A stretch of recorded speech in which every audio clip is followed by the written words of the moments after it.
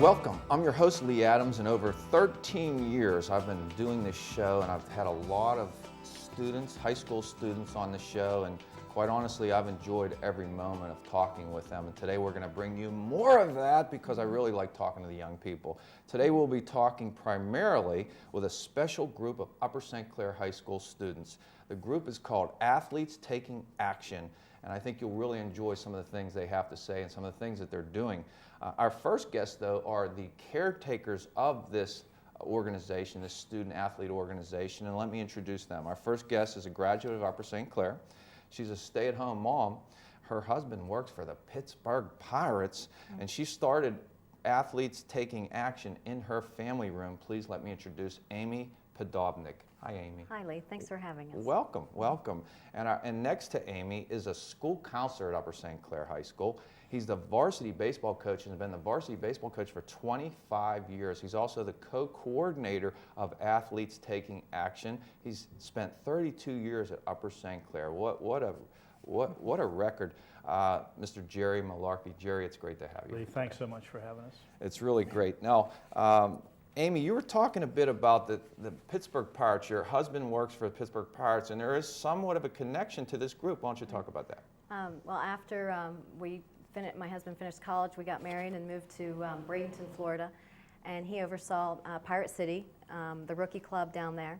And not ever imagining something like this happening, but watching the rookies, interact with the older players as they came down for spring training.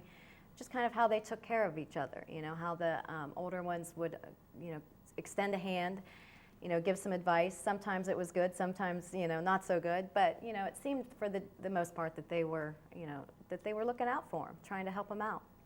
And then that translated onto this particular group, you're saying? Well, when we moved back from Bradenton, Florida, we were, here for a couple years, and I started to worry about my son starting high school, and he was my first going into high school, and I'd heard some incidences that had happened with some kids that I had watched grown up, and was worried about my son making some bad choices. So I decided to call Jerry and ask him if there was anything there to get Tyler involved with that would involve him with older athletes that were trying to make right choices. So it was your idea? Well, I'd like to say so. The phone call started with me. It wasn't necessarily my whole idea. Yeah. It was her idea. Yeah. So, Jerry, I guess that's how it got started. And what was your reaction whenever you spoke with Amy? But when Amy called, and she explained what her concerns were, I thought, I think that there is both a need and an opportunity for athletes to step up and make a positive impact in the school and in the community. They're in a position, just because people know who they are, in order for them to be successful student athletes, they've got to be making good choices in all areas of their lives.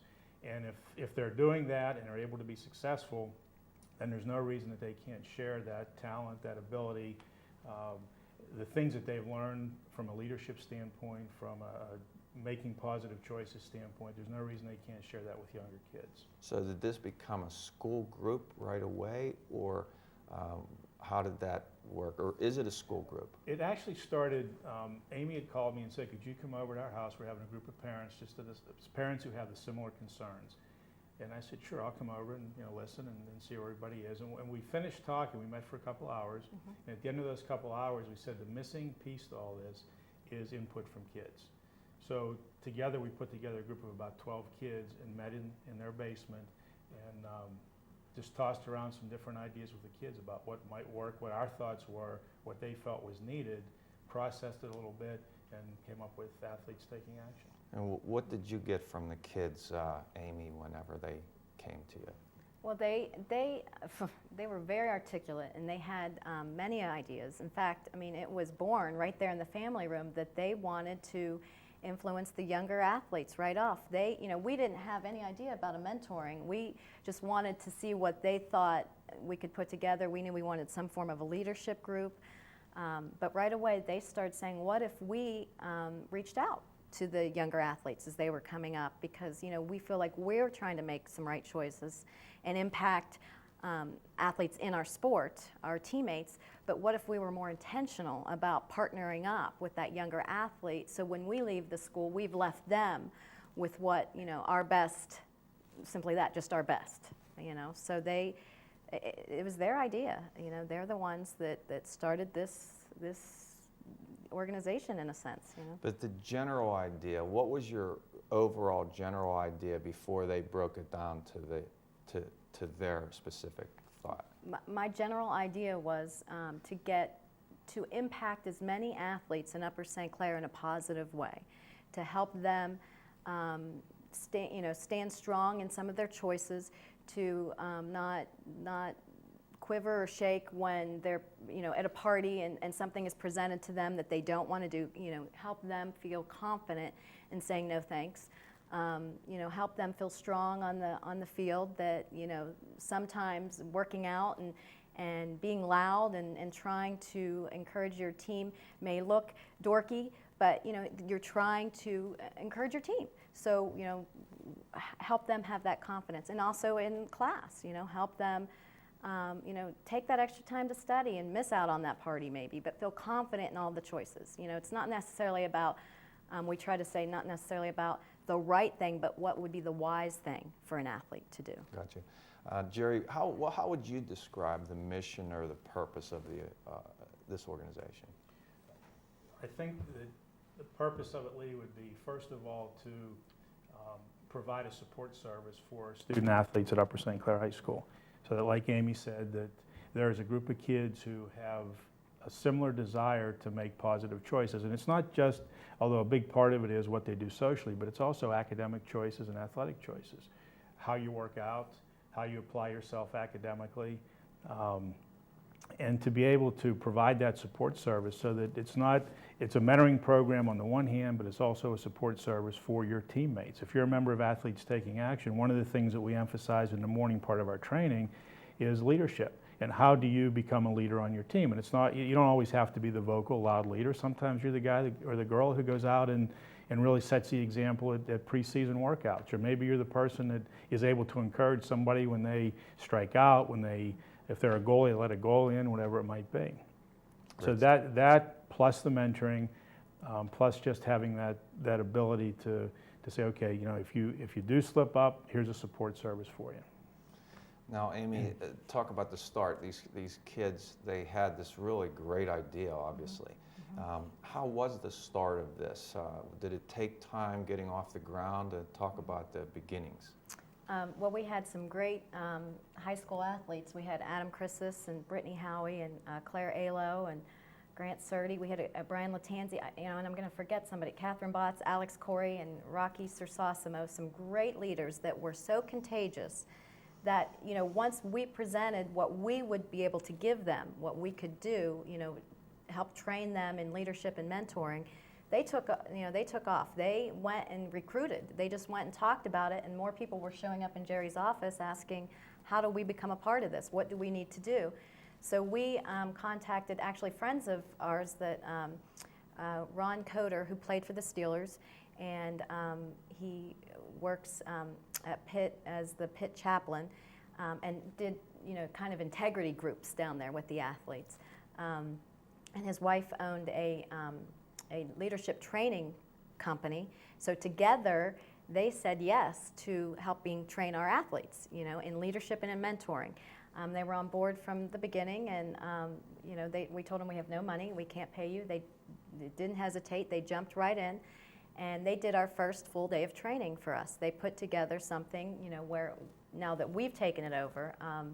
But it's something that's as similar that we're doing, just training these kids on what it means to stand up and be a leader, and what it means to reach out to the younger kids and be intentional about being a part of their life.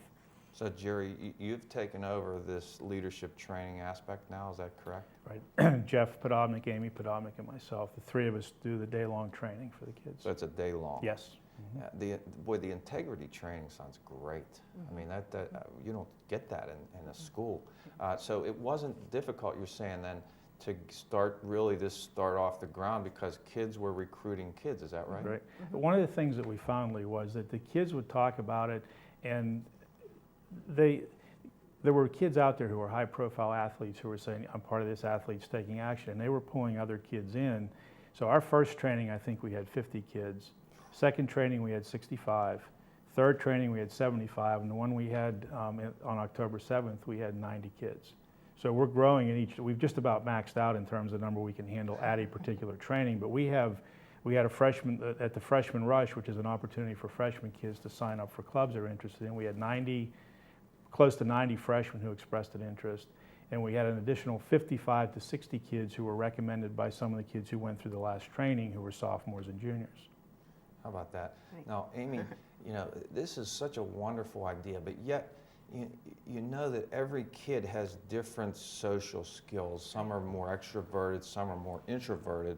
So does the training that you give them, how well does that address maybe a more shy upperclassman that's going to have to try to reach out to a younger kid that he doesn't know and might not have great communication skills? Do you deal with that at all? Absolutely. We address that. We know that Jerry was referring to it before, we know we have vocal leaders and leaders by example. And we actually have them go through a series of questions to figure out if they didn't know what they were, that may give them just a peek at who they are and how they lead. And because they're all leaders. If you're an athlete, you're on that field, you're first leading yourself.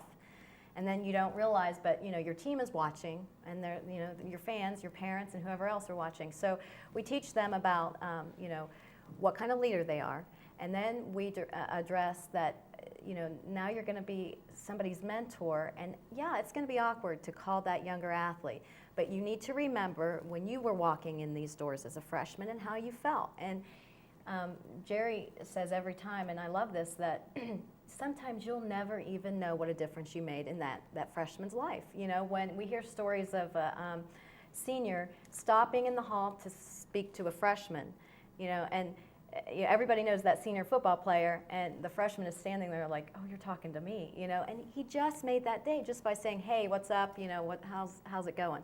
So yes, we address that it is awkward as a senior or anybody to make a phone call to somebody you don't know. And we give them a set of questions, just in case they're a little nervous, about what to say. And I tell the story that my son's mentor called him, and I had the list of questions in my, with my stuff, and I heard the mentor calling my son. And I went down the list as he's on the phone, and I could hear what he was saying yes and no to. I'm thinking maybe not a good thing, but he's doing it. The mentor was doing it, reaching out. And as my son hung up that phone, I saw the impact. He felt comfortable about going to tryouts and knew, some things that he needed to be prepared for. And, he went in with that little extra knowledge, and it's just a little bit of a security blanket to walk in, into tryouts or into high school. So you got to experience it firsthand. Absolutely. And, and that's, I hate to say it, but it was a selfish reason to start it. I was nervous about my son. What kind of group is he going to get, hang with at the high school, and how can I influence that without influencing that, in a sense. Well, that reason really created a wonderful, wonderful group. Yeah. Now, do you require, Jerry, a certain amount of contact, and do you ever find resistance from either side with this? Whenever we go to Fort Couch, which is our middle school where the 8th grade is, and we get a list of all the students, incoming 9th graders who are interested in being involved in athletics. Over the summer, Amy and I sit down and we pair up all the kids who are coming in with kids who have gone through our training as mentors. And then we assign them, and what we give each of our leaders a group of 5, 6, 7, 8 new mentors that they're responsible for calling and say, hey, did you call your mentee yet? If you did, how did it go? Anything I can help you with? If you didn't call, maybe you ought to get going with that and make that phone call. And sometimes we do. Sometimes we get mentors who, it sounded great up front, and the more involved I get, the less comfortable I am with it, and that's fine. And sometimes we get mentees or incoming 9th graders who, for whatever reason, maybe they had an older brother or sister, they don't feel the need to have a mentor. Maybe they're just not comfortable with the whole concept or whatever it is. But I would say probably 90% of the time, it's a positive relationship that develops between the mentors and the mentees. That's great. Now, Amy, do you have them directed towards certain topics to talk about?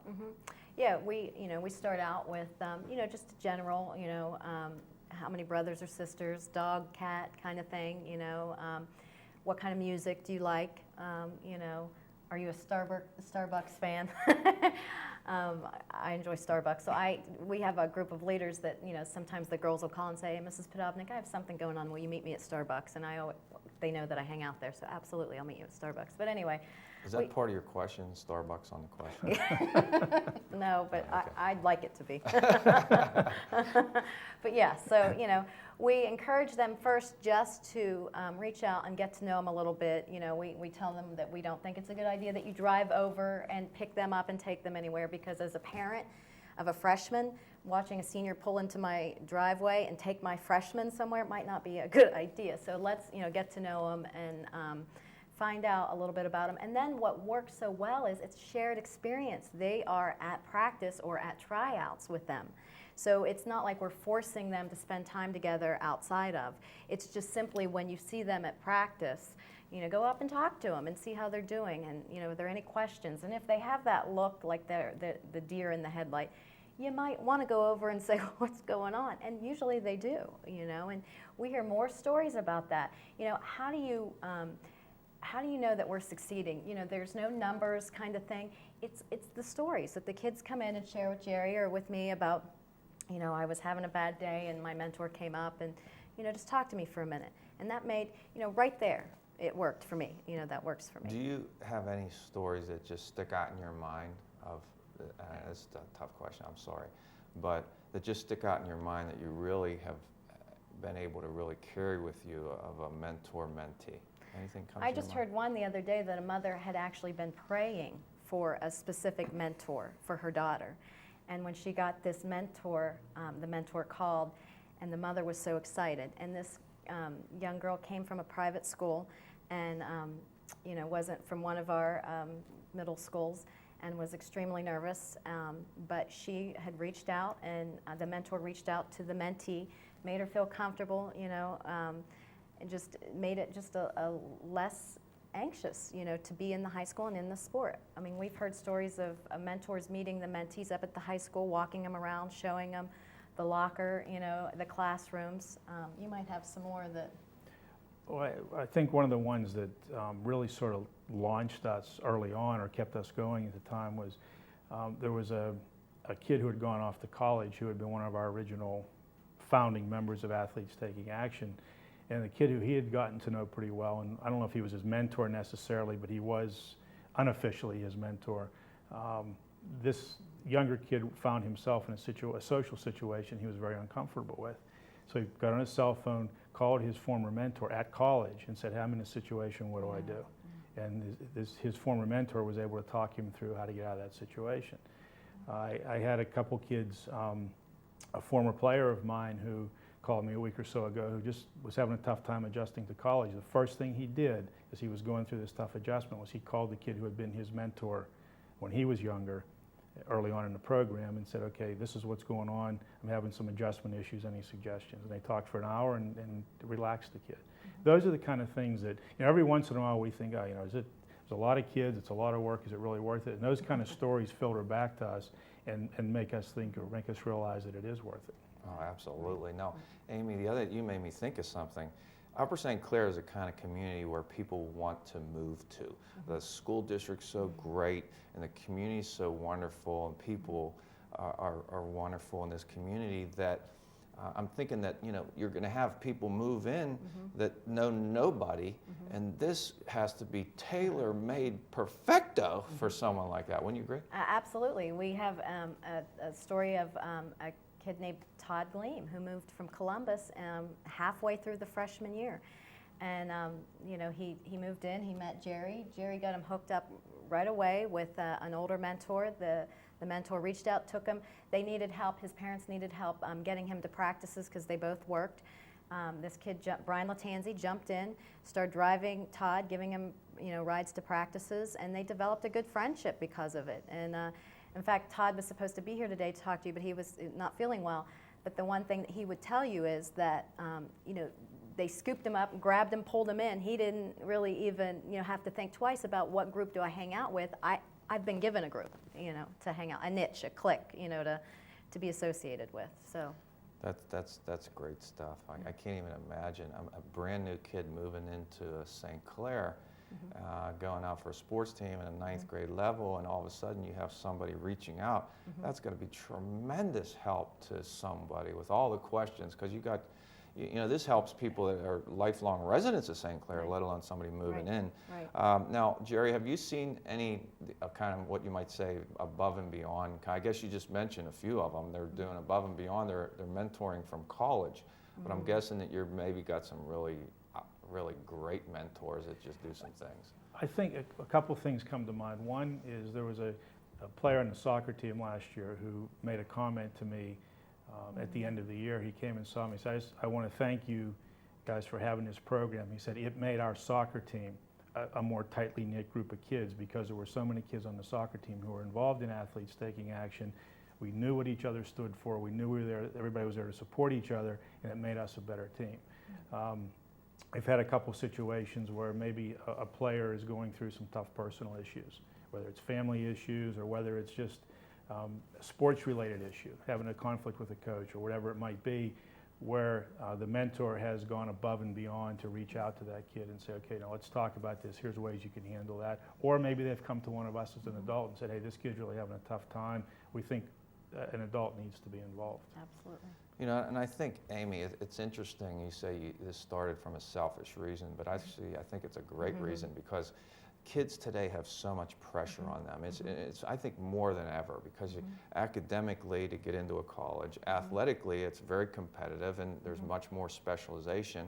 And then the social aspect is always there. Right. The social, trying to fit in, trying to be popular is always a tough thing. And peer pressure, I would assume that, do you deal with all three of those within what your training is? Absolutely. I've got to pretty close with one of the leaders, and she said to me, what makes this work for me is this isn't a perfect club for perfect kids. That I feel like that when I do make the mistake, because I am going to make a mistake, I'm human, when I have a safe place to go. And she did. She came to me and said, I messed up in this way. Can you help me out? And so together we talk about what's the right next choice for you. And that's what it looks like. And, we talk to these leaders and to these athletes about we're not going to point out everybody's mistake or anybody's fault. What we are going to do is we're going to come alongside of them. We're going to help them, because we're all going to fall at one point. We're all going to make that mistake. And to be ridiculed and set apart because we got caught doing something we shouldn't have or made that wrong choice, you've been there. So how cool is it to have somebody come alongside and go, hey, buddy, I'm here for you, whatever I can do for you. You get that phone call. We have many stories about that. When an athlete has fallen or made a mistake, that phone call from that older athlete saying, hey, we're here for you. You know what? Whatever I can do, however I can help you, that to me is worth it. Because I was that kid up at the high school, that made some choices that weren't so right. And, what it would have meant to me is to have somebody come alongside and say, hey, I'm here for you. So I think just the impact there, Well, I was reading something the other day about how boys, one of the worst things that can happen to a boy is to be demeaned, ridiculed, embarrassed within a social situation. And I got to think that's also the case for girls, but especially for boys. And my question, I guess, Jerry, is do you have have you experienced where some mentees are really bringing up some serious topics to some of the mentors? It hasn't happened a lot, but it's happened a couple of times. I think I don't want to say we've had a whole bunch of those, but we've had some where the kids have reached out to us as adults and said, this is a little bit more than I want to deal with. I think this kid needs to have an adult involved. And it's, sometimes too, it's like Amy was talking about, just not ridiculing somebody. When you have a kid on a team, for instance, whose attitude or whose approach to things maybe isn't conducive to the success of the team, rather than have teammates who become critical and ostracize that kid, they sort of rally around him and pick him up. And that's part of our training as well. Well, I have one more question for both of you, and I'll start with Jerry. What would you say to an upper-class athlete or their parents who would consider maybe being a mentor? What would you say to them? I would say that I think that you're bound to be a little bit uncomfortable at first trying to make an initial contact with a mentee. Once you've made that initial contact, you have a chance to develop a friendship and a relationship that could last well beyond high school and will mean something to that younger student that that younger student may never be able to express to you. And you may never know how much it meant. But if you reach out to that kid and you establish that relationship, you're going to make a difference in that kid's life, and it's going to make you a better person. And Amy, my final question for you is, what would you say to a young 8th, 9th grader that wants to play sports in high school, and their parents who hear about this program? Would you say that there's value? Obviously, you think there's value, but what would you say to them as they consider signing up as a mentee? I would say, absolutely sign up, become a part of this, check it out.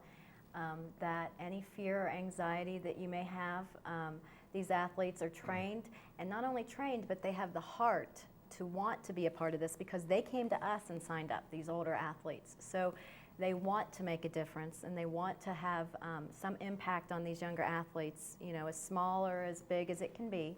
They're here to help. And I think as a younger athlete, any little bit of fear that can be relieved in your sport or walking through those doors at the high school, just talking to an older athlete, an older student will settle that a little bit and help relieve that and take some of that fear from the tryouts and the practices and somebody, an older kid walking into practice and he gives you that, hey, what's up? And you think, wow, I'm right where I'm supposed to be, he made me feel better or she made me feel more comfortable. So I think sign up, That's great. I just want to finish with you guys here. I've played sports my entire life, ever since I could walk, and I'm still involved in it at my age now as a coach and running some youth organizations. I think this is one of the best things I've ever heard from a sports standpoint. I think there's so much value here. I was that 9th grader that was the deer in the headlights, and I was that senior that had a whole lot of self-confidence, and I could have helped and I needed help, and this is fantastic. And Jerry, I just want to thank you for calling me to ask me to do this, because I would not have known about this, yet I'm so thrilled to have known about this, and I think this is a program that should be modeled elsewhere. I really do, but Upper St. Clair should really thank the both of you for doing this, because athletes have a lot of pressure on them, students have a lot of pressure on them, but for you to have a program, a leadership program to help younger people, I think it's absolutely fantastic, and I want to thank you both for coming, and I want to wish you the best of luck. Thank you very much for having us. What you do. Thank Thanks, you. Lee. Okay. Also joining us are 3 members of Athletes Taking Action. Our first guest next to me is a senior. He played varsity football, basketball, on the honor roll, and he's also involved and made the video for Athletes Taking Action. Everyone loves him. He's going to Panama on a mission. Oh, he's gone to Panama on a mission trip 3 times. Please let me introduce Dan Calusi. Dan, it's great to have you here. Thanks. And next to Dan is a member of the National Honor Society, but she's also on the varsity soccer team. She plays for Beadling, and if you know anything about soccer, that's about as high as you can go. She also plays rec basketball. She's actually one of the founding members and leaders of Athletes Taking Action. She's going to Ohio State to play soccer. How unbelievably awesome is that? But she's also so nice. She knocks them down and she picks them up. Please let me introduce Allie Walker. Allie, it's great to have you here. Thank you. And next to Allie is also a senior. She plays lacrosse for Upper St. Clair. She's an executive officer of Student Council. She's in Natural Helpers, National Honor Society. She's leaving for the Dominican Republic in a few days to go on a service trip. Isn't that nice and sweet? She loves chapstick, Bliss Tech. She's really funny. Sometimes she gets nervous and she blushes. Sarah Howie. Sarah, it's great to have you here. Thank you for having me. Dan, how hard was it to do the video for Athletes Taking Action? It wasn't that bad. I mean, we put in a full day's work. We had a bunch of kids come in to the high school video room, and we interviewed them one by one.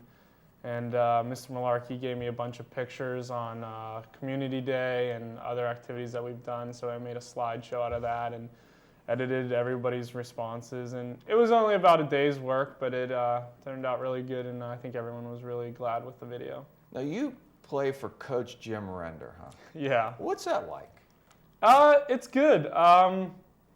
I love Coach Render, and I've had 4 great seasons with him, and going to the state championship with him 2 years ago was a highlight of my high school. And although you love him or you hate him, but I know all of his players walk away loving him at the end of the 4 years, and he's a guy I'm really going to miss. So. What great success he has without having tons of Division I players, huh? Exactly.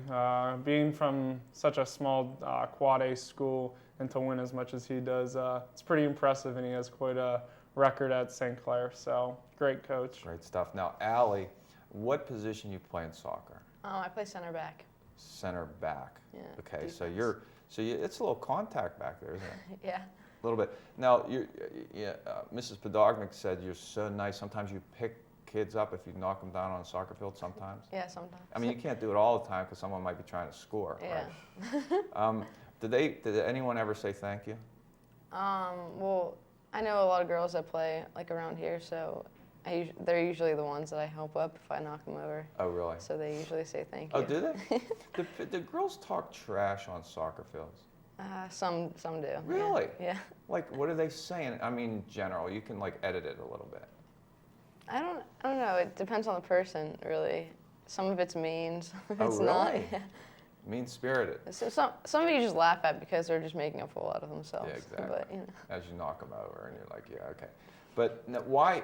I'm assuming a few schools were recruiting you if you went to Ohio State. Would that be a good assumption? Yeah.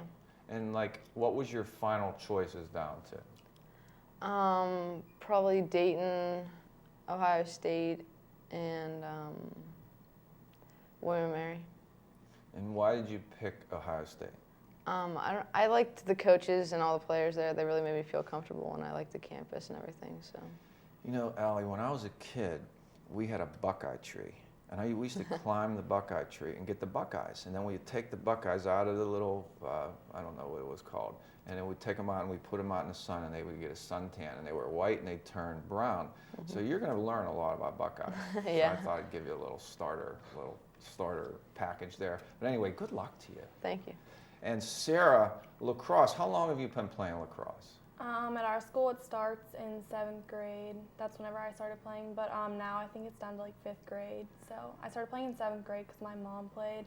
She's from New Jersey, and it's really big there. It is So really that's big there. Whenever I started playing. Did you play other sports beside lacrosse? I played soccer up until freshman year. I'd played it since I was little, and I was kind of tired of it. And my dad runs a travel soccer program, so Oh, does he? yeah. So I had a lot of Soccer. yeah, and I was You had kinda your burned fill out. of soccer. Yeah, And it was time for lacrosse. yeah. Actually, and my I daughter like did it. that. She played soccer as a young person and ended up playing lacrosse in high school. So it was actually a pretty good combination. Did you ever play Allie, and did she ever knock you over? Well, Allie and I played on the same team until you were single rostered for Beadling. I think that was Yeah. 7th grade, maybe. Yeah. So yeah, Allie and I know each other really well. We played. Is Allie good? Of course, Allie's really Yeah, good, I and know. she's a team player. She's not a ball hog. See, I like that. That's even better. Now, what do you play in lacrosse? I play a home, which is like mainly offense. So You know, could you ask the lacrosse people one thing for me? Do they still have that rule if you throw it out of bounds, but if you're closest to it while it's going out of bounds, you get the ball? yeah, that's still the same rule. What's up with that rule? I'm not really sure. It's just the way that they do things here. Yeah, okay. Uh, Dan, tell us about Athletes Taking Action. What has been your experience with that? Well, I was lucky enough to be one of the beginners, one of the first people in it, and I got to see it from the start. Were you a mentee? I started off my sophomore year, which is when Athletes Taking Action started, and I got to be a mentor my first year. And I don't know, you're not used to doing that and going out of your way and mentoring a younger kid, so it was different. I mean, you do it in everyday life, but you've never had somebody assigned to you before who you're told to look after. So that was a big adjustment, but the 3 years I've been in it, it's just a great program where younger athletes come into the high school looking for help in sports and just looking for friends and relationships, and you get to be there and you have their contact number and you can get a hold of them, you see them in school, and I don't know, the guys that I've had the chance to mentor, it's been great. I'm buddies with them on the football team, and I see them everywhere I go, and it's been great. So you get a friend out of it, and you get a little bit of a self-accomplishment out of it too. Well, I'm guessing you're kind of more of a natural to this, since everyone tells me that you're so well liked at the high school. So I'm guessing the transition wasn't too hard for you. Yeah, I mean, it wasn't hard. I mean, like I said, you have to be friendly to everybody on a daily basis, and I think most people are used to that, but it's just the weird thing of, hey, here's your person, make sure you call them, get in contact with them, and go out of your way to be extra nice to them. And so that was a little different, because a little shocking. Yeah, that's okay, but you just melded with it pretty. Yeah, pretty after the first contact, things were really smooth, all and good. it's It's not all weird. good. Yeah. Allie, how about you? How was your transition into this? When did you start? What did you do when you started, and how did it go? Well, I was one of the founding members, and at first I didn't really know what was going on, but then, like, in the past few years, like, we've done a lot with it, and you always get mentees, and you always work with them. They're always on the team that you're on, and you just, like, make them feel comfortable, because I know whenever I was a freshman, I really wasn't comfortable coming into the high school, so you just try and, like, when you see them in the hallway, you always say hi to them, like, and it just helps them to feel comfortable whenever they're in the high school. But it's easy for you because you're so nice, huh? Oh, I try to be nice, yeah. Yeah, well, it's nice to try to be nice. Nice squared or something. But Sarah, how about you? What was your, how did you get involved, and what's been your experience? My sister, I have an older sister, and she was one of the founding members as well. So whenever she left, I took her place my junior year. So my junior year was the first year that I got a mentee, or had a mentee. And you like have their number and you call them, and that's the most awkward part. That's the hardest thing, is the first initial contact with them. And I called her, and she was really nice, and I'm really talkative, so it was pretty easy for me. And the first girl that I had was really talkative too, so like we went to Panera and we like started talking, and was there for like 2 hours, and she had like a lot of questions about high school because she didn't have any older brothers or sisters. So I think if the person you have doesn't have any older siblings, then it's harder for them, and they have a lot more questions. And then we went to the high school, and I like walked her around, and we're really good friends. So you're a That's good. natural at this. Yep.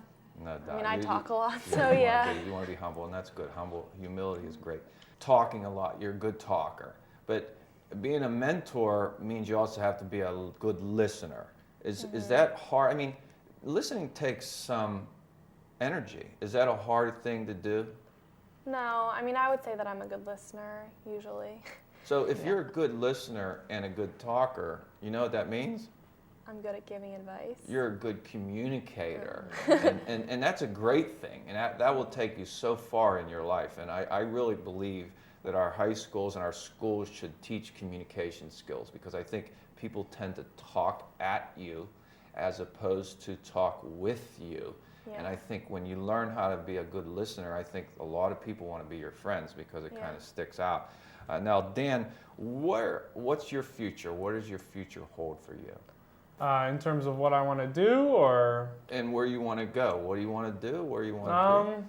so far I'm still waiting to hear back on a couple colleges, but I'm pretty sure that I'm wanting to major in business somewhere, and I don't know, maybe enter the car business. So Why the car business? my dad owns a car dealership, and that's the question I always get asked, is if I want to take it after him, and I don't see why not. I grew up around it, so It's in the blood. it's in the blood, and so that's why I think I want to go to school for business and just do my 4 years, then go to the car business. So What's your favorite car, Dan? well, when your dad owns a Chevy, it's got to be the Corvette. So Nice. the typical sports car, yeah. Do you have one? No, we don't have one, but I'd like to have one. Do you think a a guy with a Corvette, it helps him with girls? I would say that stereotype is true. Yes. I mean, So is that going to be your goal? hopefully I don't need a Corvette to get girls, but I love that. I'm sure that would help. I I'm sure. so love that. You know, who wants to have the props to bring you up? You want to just have it right without the Corvette. Exactly, but I'm sure it would help. Well, what are the girls like at Upper St. Clair? What are the girls like? As you sit next to two of them.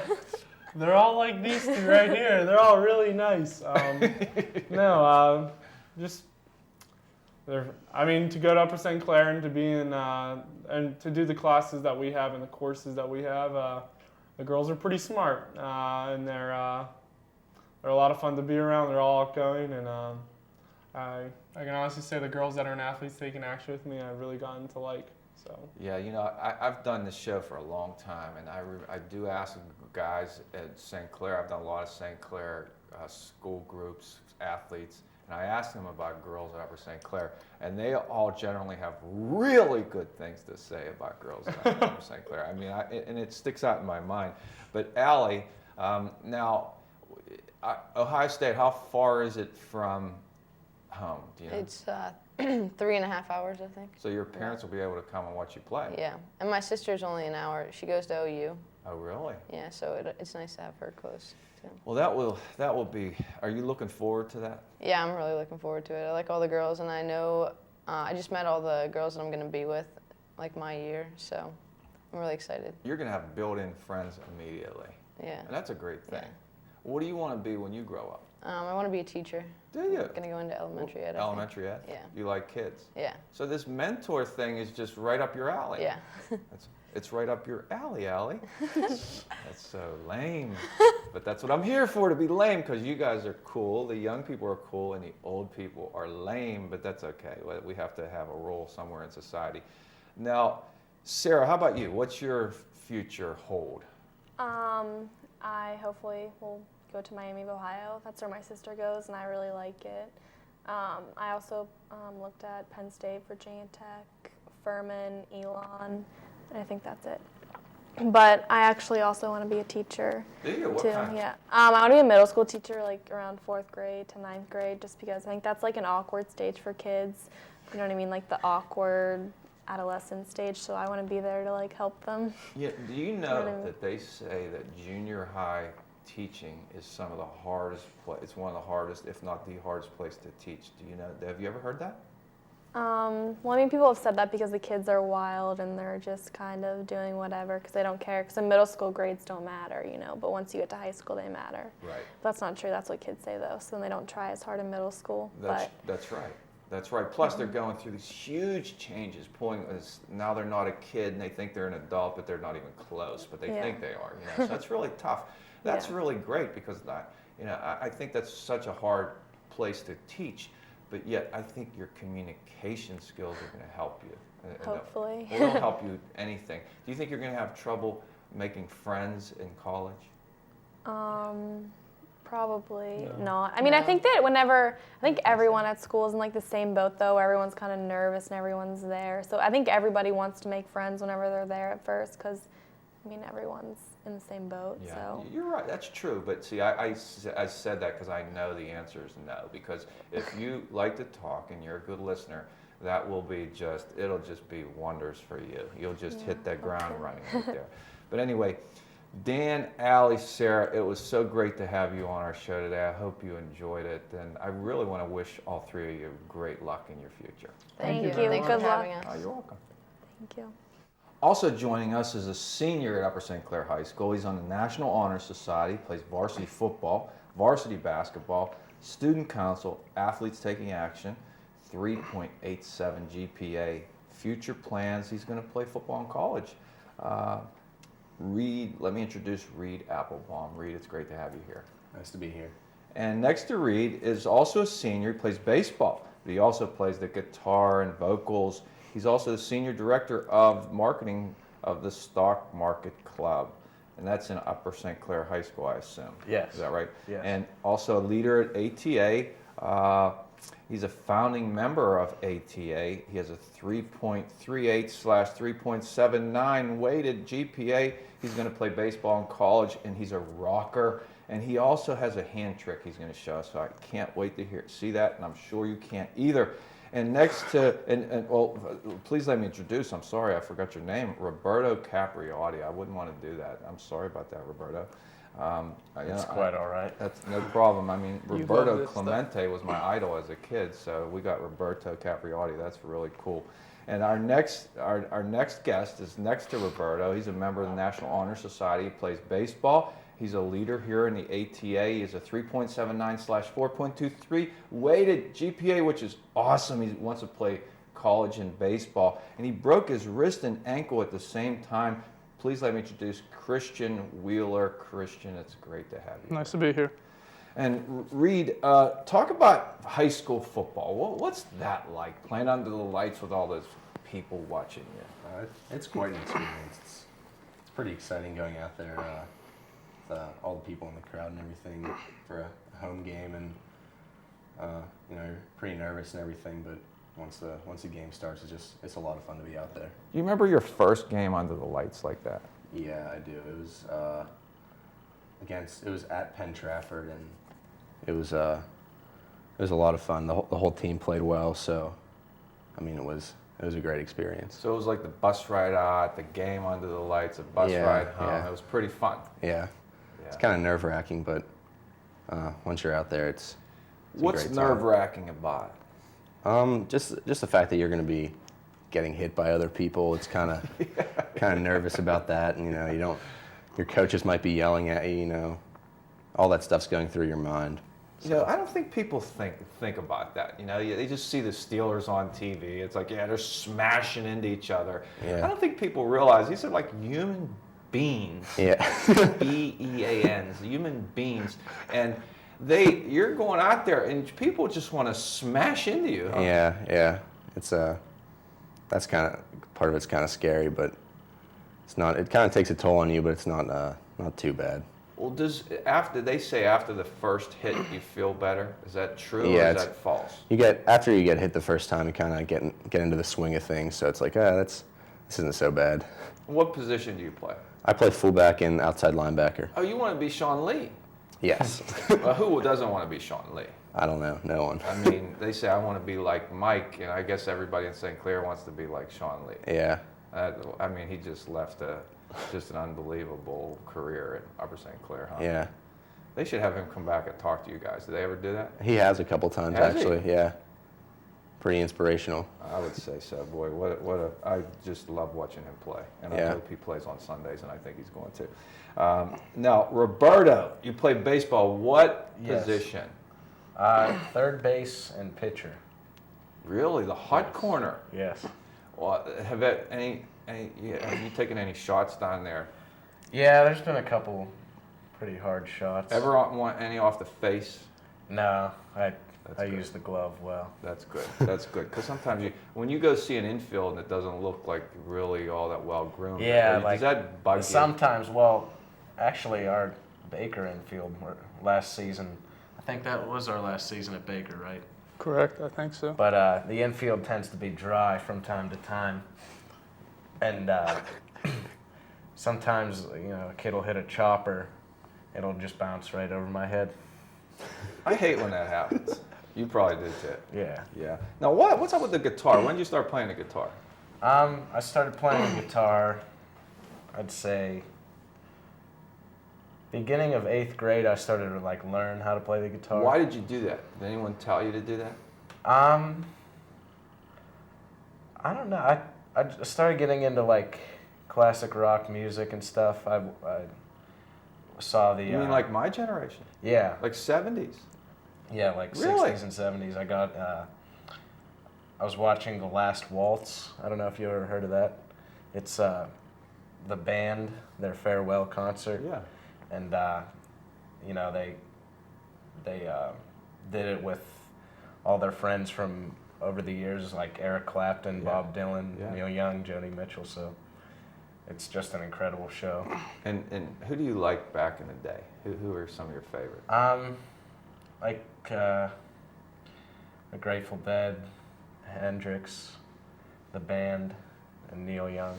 I say Neil Young. You know, like, you have Nice. really good taste, Roberto.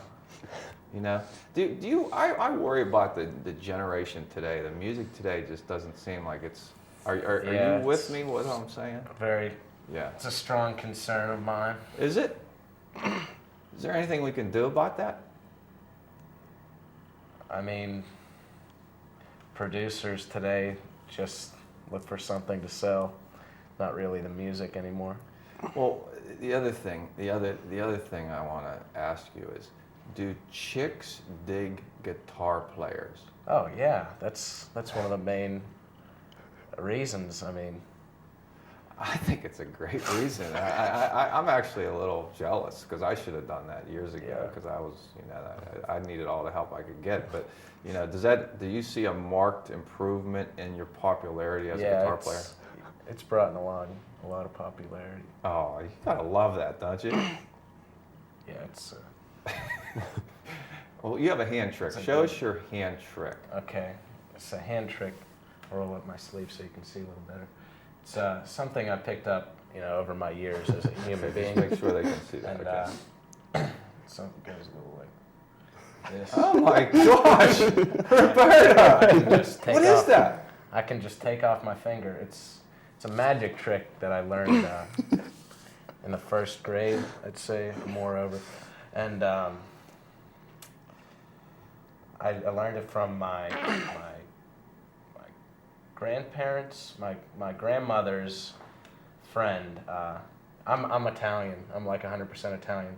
So like my whole family, we have like a bunch of family friends. Anybody from Italy in the States we know pretty, or I mean in this area. You know Like- all Italians everywhere. Because no, like my anybody who's come over like the same generation as my grandparents, they know pretty much in this area. And these people, I'd say, my mother's godfather's son taught me how to do it. Well, I'm just thinking, I don't know if I'd pull that out with the girls, though. I mean, I'm No. worried. I don't think that's going to work for you. No, it's something I bring out for Halloween. For TV. You Yeah, wait TV. You wait for TV. Yeah. That's nice. But anyway, that's great stuff. And Christian, talk about, you play baseball. What do you play? I'm pitcher and first baseman. Pitcher and first baseman. Yep. How many pitches do you have? I have 3: fastball, curveball, and changeup. Well, how is it hard to throw the changeup? It's the best pitch. If you learn how to throw it good, it'll take you a long way. Who taught you how to throw it? My pitching coach actually And taught who's me. that? Frank. He's at Bianco's. Frank. Merginolino or something. I don't know his last name. It's an Italian name. And Very ask young. Roberto. Very young. Roberto knows all the Italian people in the world. So you just ask Roberto. When you're on first base, do you talk to guys? Yeah, you have to talk some trash. I mean, What do you say? What kind of stuff do you say? just make sure they're scared that in case there's a pickoff, I'm gonna hit them hard. What, you're going to hit them hard Like as from a the first baseman? pickoff, the pickoff Oh, with you the tell glove. them Yeah, that. Do you think that affects their lead? definitely they take a smaller lead. It helps Really? my pitchers out less stolen bases. You know, I want to tell you real quick. I'm sorry, but when I was playing Penn Trafford in high school baseball, there was a left-handed pitcher, and I always had trouble stealing off left-handed pitchers. So I took a really short lead, and he threw a pitch. And then the next pitch, I took a really long lead, and he threw over. And then I took another really long lead, and he threw over. So the next time I took this really short lead, I'm thinking, he's not going to throw over. And as soon as he kicked his legs, man, I was like, zoom! And I stole the base. So it was like some mind game. So actually, you play mind games. Yeah, that's what it's all about. Okay. All right. Well, Reed, that's what life's all about. Reed, talk about athletes taking action. What has been your experience with it? Well, it's a program to help kids coming into the high school who play sports try and integrate better and make them more comfortable with the sport they're playing and all their new surroundings. So it's really good for underclassmen to feel more comfortable. Well, have you been a mentor or a mentee and a mentor? I've been a mentor. I started it my junior year, and I was a mentor, and now this year I am a leader of Athletes Taking Action and a mentor as well. That's great. Is it awkward sometimes when you're starting this relationship? It can be. The first couple phone calls to your mentee can be somewhat awkward, but after that, they can look to you for advice. And I haven't had a situation where it's been uncomfortable at all. Well, they want the advice on Coach Render, what they're Yeah, walking into. yeah. Yeah, and you've probably got a lot to say about that. Huh? I've had many questions about him. Yeah, I'll bet. Yeah. Yeah. And how about you, Roberto? What has been your experience with Athletes Taking Action? Well, I started out my sophomore year, and I started in the very beginning. There was it's like 10 or 15 of us in Mrs. Podobnik's basement, and then it just kept developing into something bigger and bigger, and we had like training sessions and stuff, and learning how to we had Pitt students come in and kind of give us advice and different things, and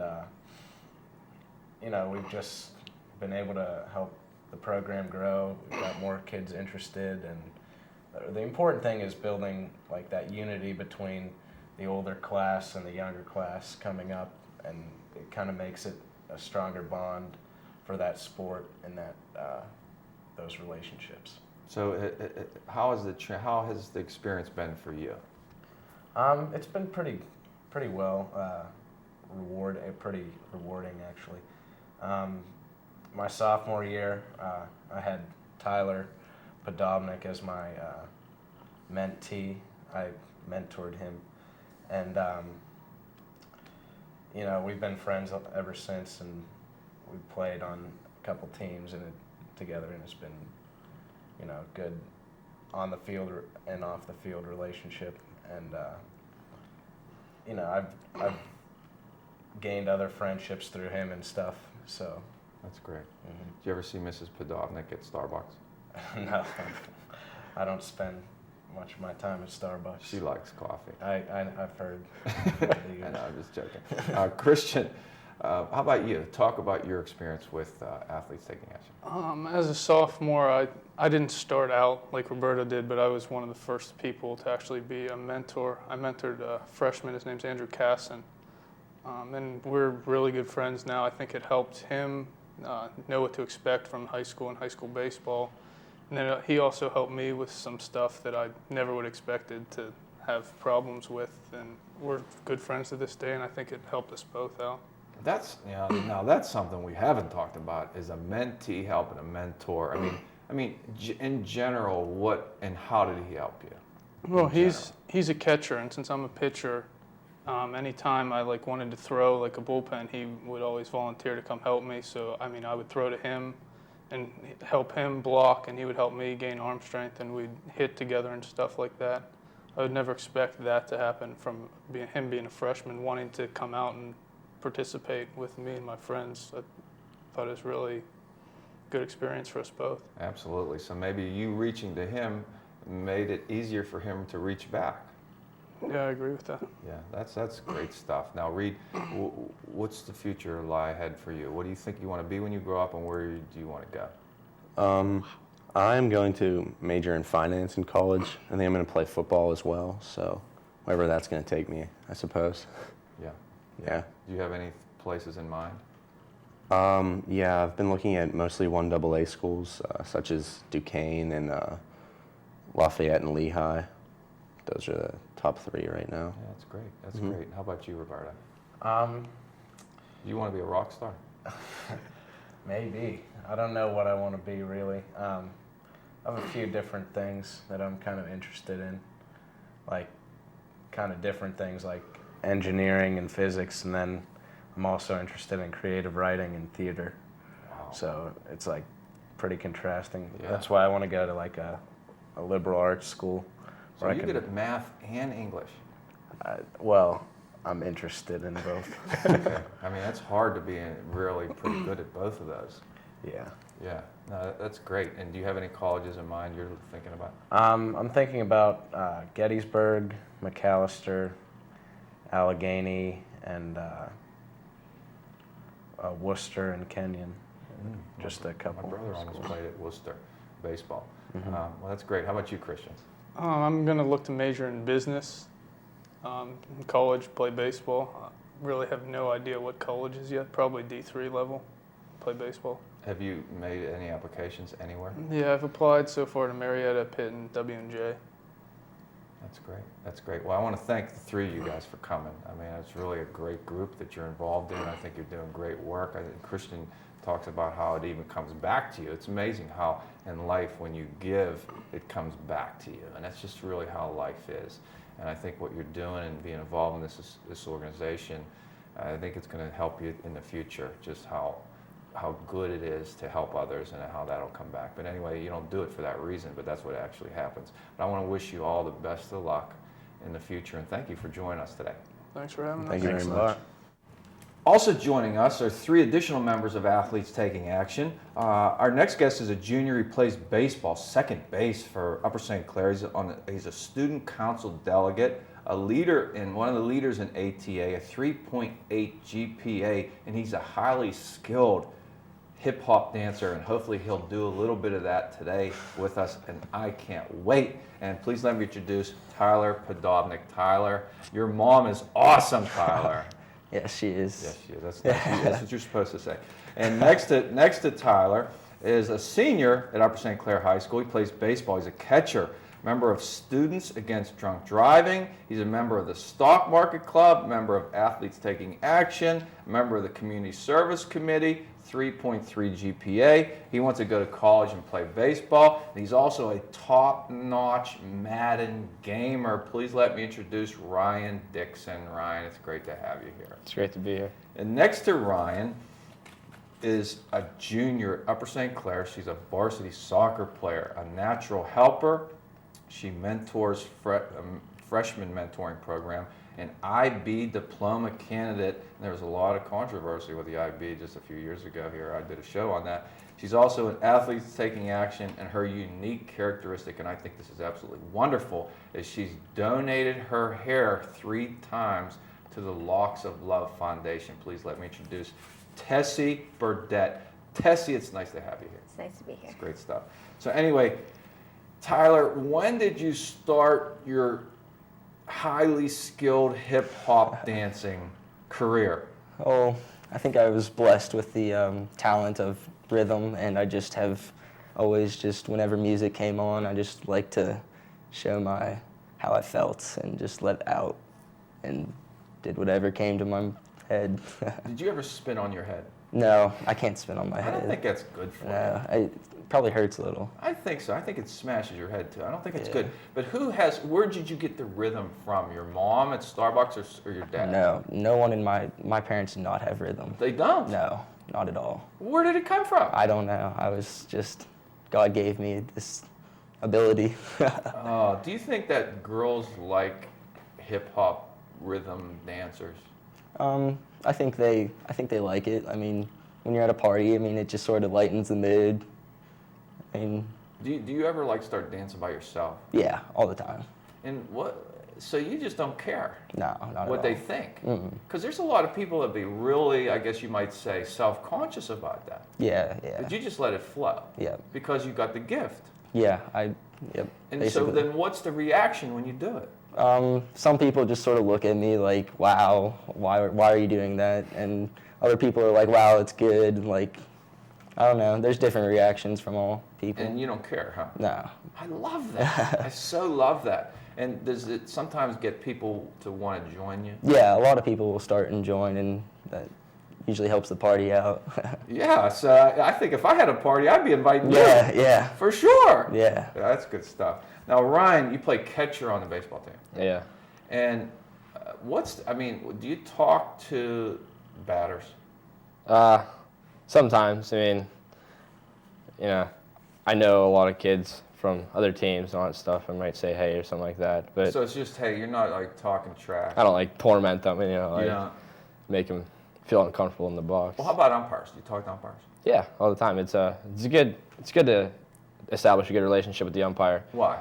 Because if you have a good relationship with them, you talk to them, and hey, you might get a call hit here or there. Opposed, you're being mean to them. You don't like each other. You disagree. You yell them. You question them. You're not going to get that close call that could probably depend the game. Who taught you that?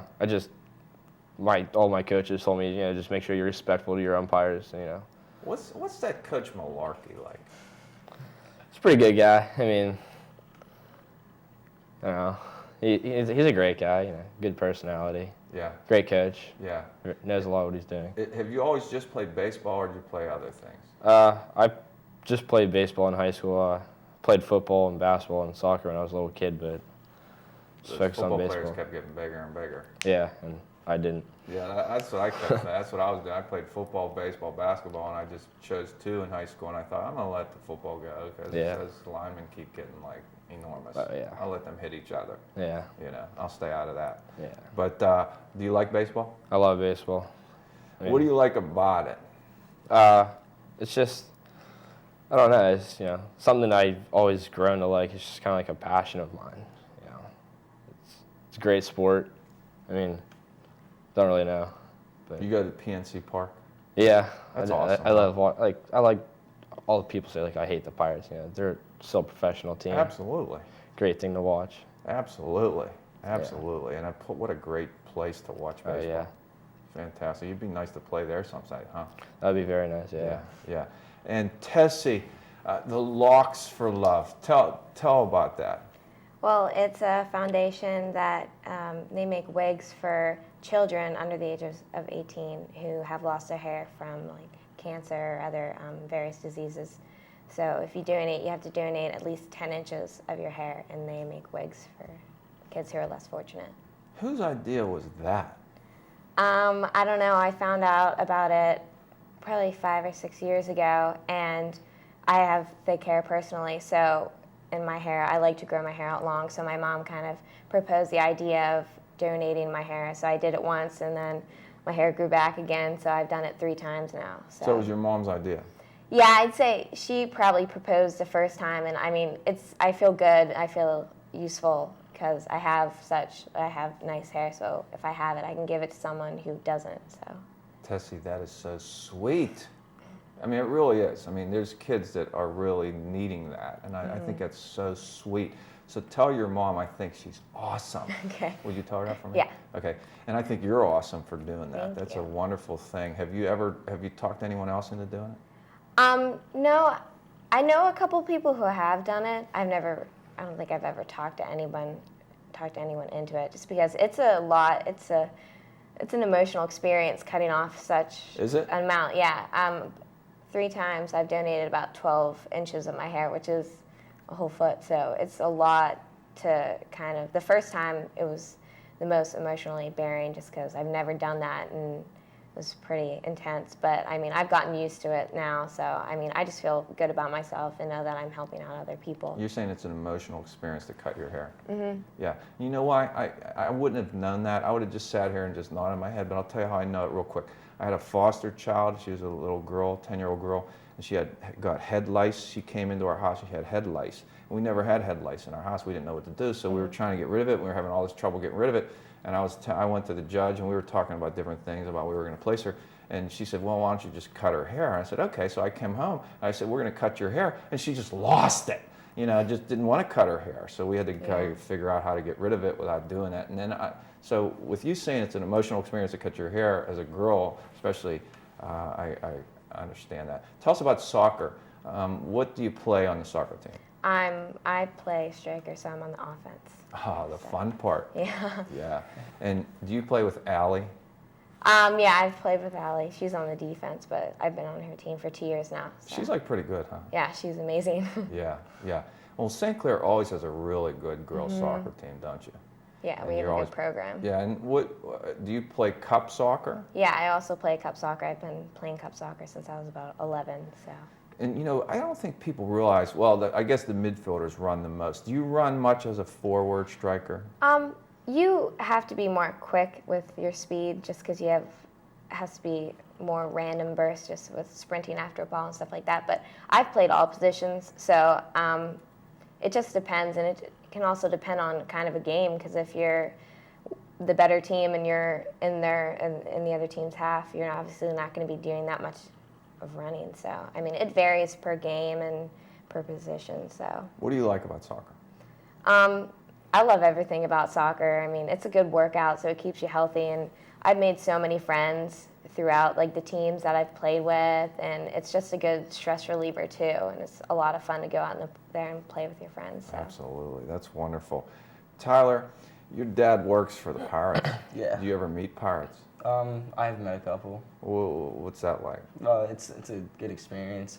Like you just look up to them and just like seeing who the person is on the field and getting to meet the person instead of just seeing them as a figure. Who do you like? I probably like either Freddie Sanchez or Ryan Doumit the most. Why? They were cool guys when I like meet them, and I just like the way they approach the game and how they approach themselves with life. Do they know you're a professional hip hop dancer? No, they don't. I'd probably really like to see that. But anyway, so you get to go to PNC Park periodically. Yeah. Do you have any thoughts about what you want to do? Well, first of all, before we go there, talk about athletes taking action in your experience in it. Well, it started out, I think I was like in 8th grade, and my mom wanted to start something to like integrate the kids into the high school and just make it easier for everyone. And so I just remember all these older kids coming over to my house, and I had to leave. So, but after that, it just grew, and I was basically just in the midst of it, no matter what. So I just got a mentor, Roberto, and we've grown together, and it's been a very good experience. Did he show you the hand trick? Yes. That Roberto, he's something, Yeah, isn't he? yeah, he is something. He's really something. So your mom was like the center of the universe on this whole group, huh? Yeah, basically. That's awesome. I think it's a phenomenal group. And Ryan, how about you? Talk about your experience with athletes taking action. Well, I started when I was a sophomore, and I was mentored. I was being mentored, and coming in, they made me feel really comfortable. You know, if I had any questions, I could just ask my mentor, and he answered every question that I had. It felt good, and then it's like he was a good mentor, and just inspired me to be just as good as him. And that's what I try to look to do is try to guide the kids as much as I possibly can to make them feel as comfortable coming into the high school, not have to have any worries about what's going to happen. So I'll bet you it's great to have been a mentee, and now you could see how that had effect on you, and now you the mentor. I'll bet you that kind of just shows you full circle, huh? Yeah, because you really learn to say, okay, well, if you see what a good mentor does, and then you just kind of want to replicate that. You want to be the best you possibly can, because you can say, I did something good, and I helped somebody out. That's awesome. Tessie, how about you? What's your experience? I was trained as a sophomore, and this is my first year as a mentor and a leader. So, but I've had a good experience. I really enjoy being a mentor, and I appreciate the program because I never had a mentee, but knowing that, or I never had a mentor, but knowing that I could have an older athlete who I could count on would be really helpful. So. And was it awkward for you at first whenever you started as a mentor? Not really, but I can understand like the initial contact being awkward. I think the more casual and more friendly and outgoing you are is a lot more helpful just because you want to initiate a strong relationship between the mentee and the mentor. And so the more friendly you are and like the less structured, it kind of breaks it, and it's an icebreaker in a way. Are you kind of that way in general, or you're more of extrovertish? It depends. I am a shy person too, but it depends. You have your moments when you have to be outgoing, and that's one of them, so. Yeah. What's the best part, Tyler, about being in this program? Just knowing that you're helping out, it's just makes you feel good knowing that you can help someone else, even in our little bubble over St. Clair. It just makes a difference. And it is a bubble, it's true. And Ryan, how about the best part for you? Kind of like Tyler, just knowing that you can help somebody out. Somebody has a problem, they know that they don't have to feel awkward going to a counselor or something they don't want to talk to an adult about. They can just ask you, and you can give them guidance, and you grow a relationship with them, and it kind of becomes more than just a mentor-mentee relationship. You get to become really good friends. And when you go to college next year, do you think this will help you as you move on to other things? Oh, yeah. it's not just going to happen in high school, you know. I mean, you're going to have that, and it can really help you be successful, I think. Yeah, and Tessie, how about you? What do you like the best about it?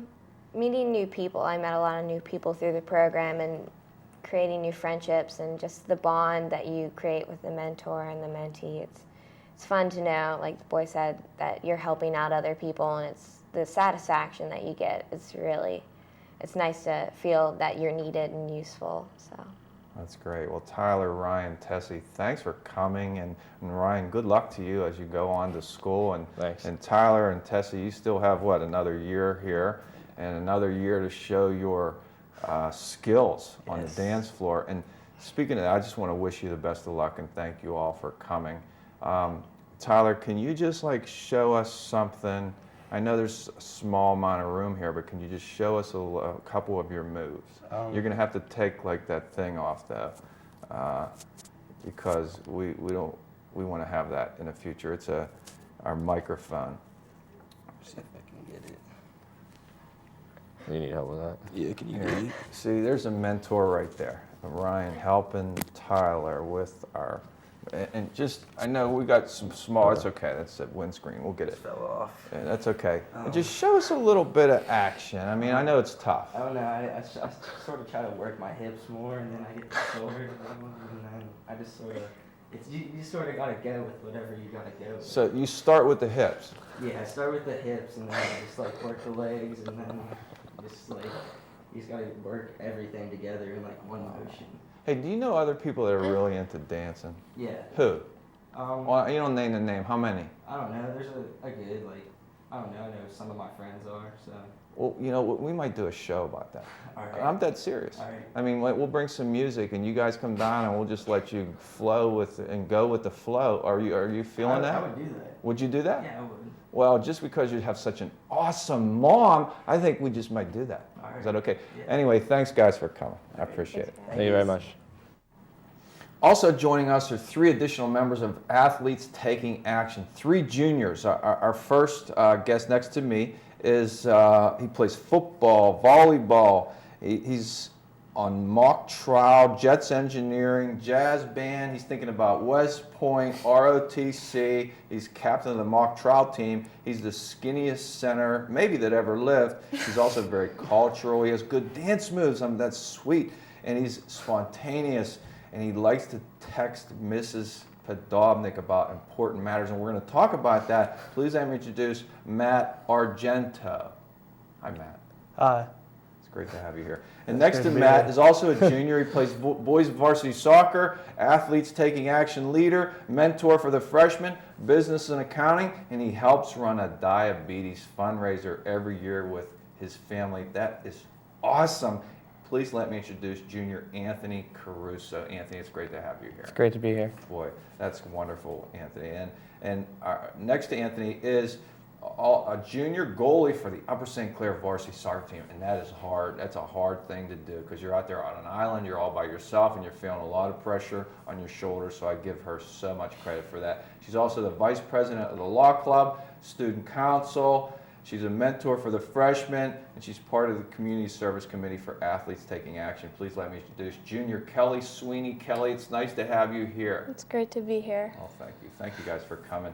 Now, Matt, what are the important matters that you text Mrs. P about? This is very important.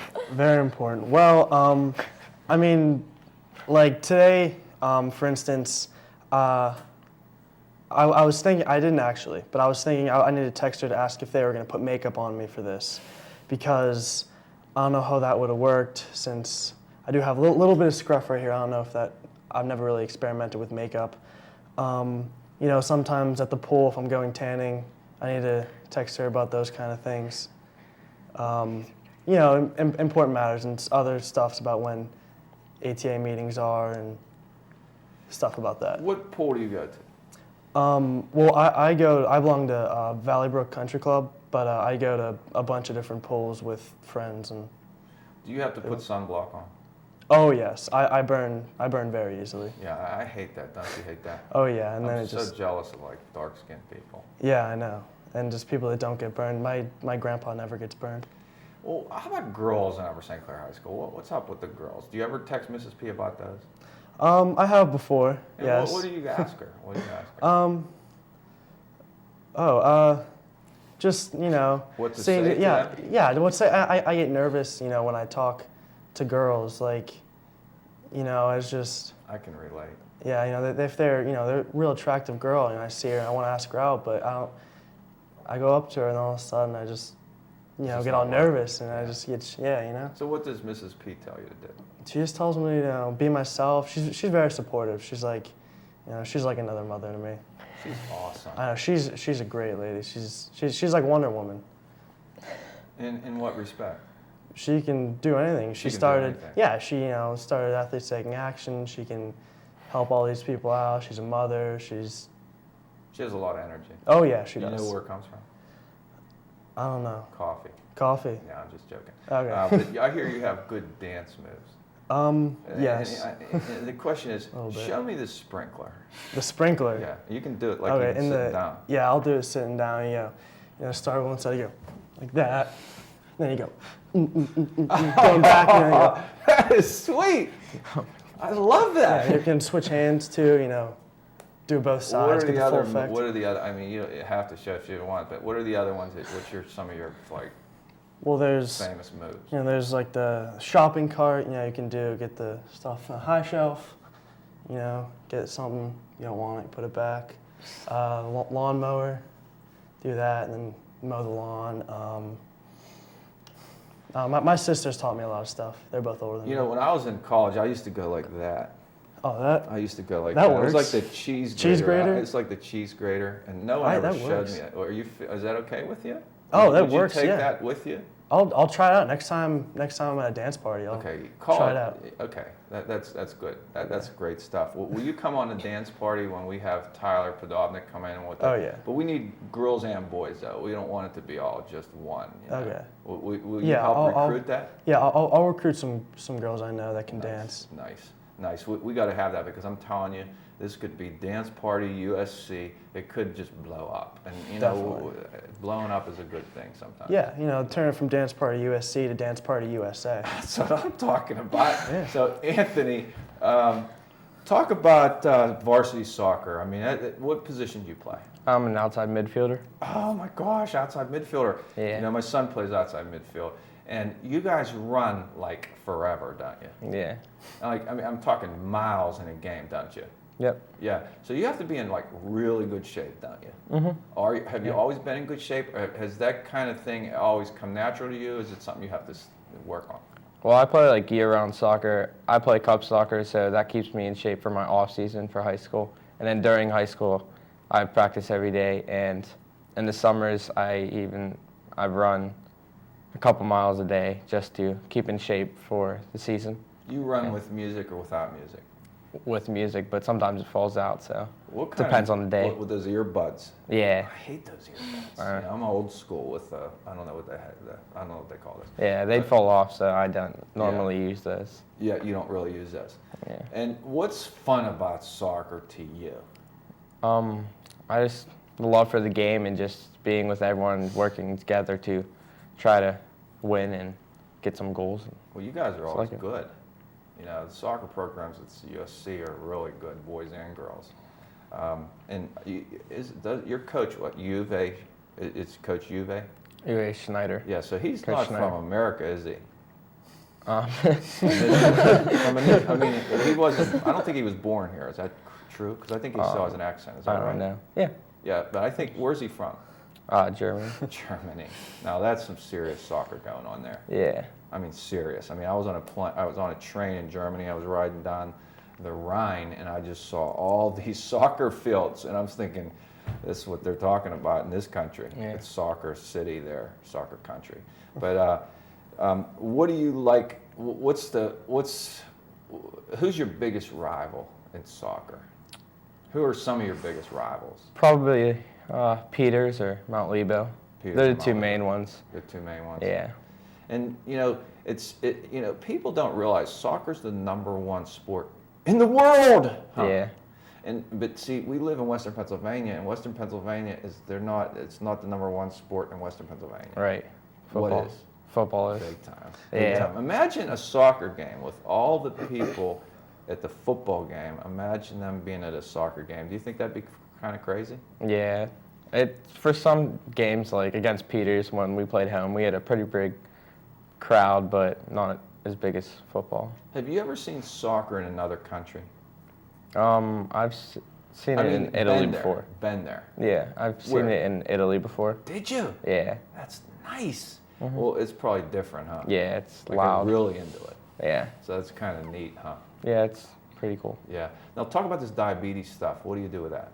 Well, my cousin is a diabetic, and every year we hold a fundraiser. It started out in South Park where we'd go on a walk, but then we moved it actually here at Upper St. Clair because she lives here. And we walk around like a couple blocks, we do a mile, and we just raise money for diabetes. And in the past like 4 years, we've raised $60,000. So Oh my gosh, that's fantastic. yeah, I mean, it's really a growing problem in this country, and I think that it's just so great that you and your family, does it make you feel good to do that? yeah, it does. It's good knowing that you're helping other people. Absolutely, and I mean, it's serious illness. I mean, we all take our health for granted until we don't have our health, and then next thing you know, it becomes one of the most important things.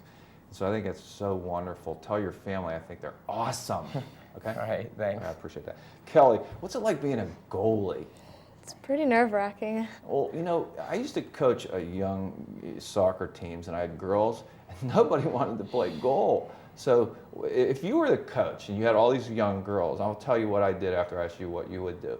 And you had all these girls on the team, and you say, who wants to play goal? And nobody puts their hands up. What would you do as a coach?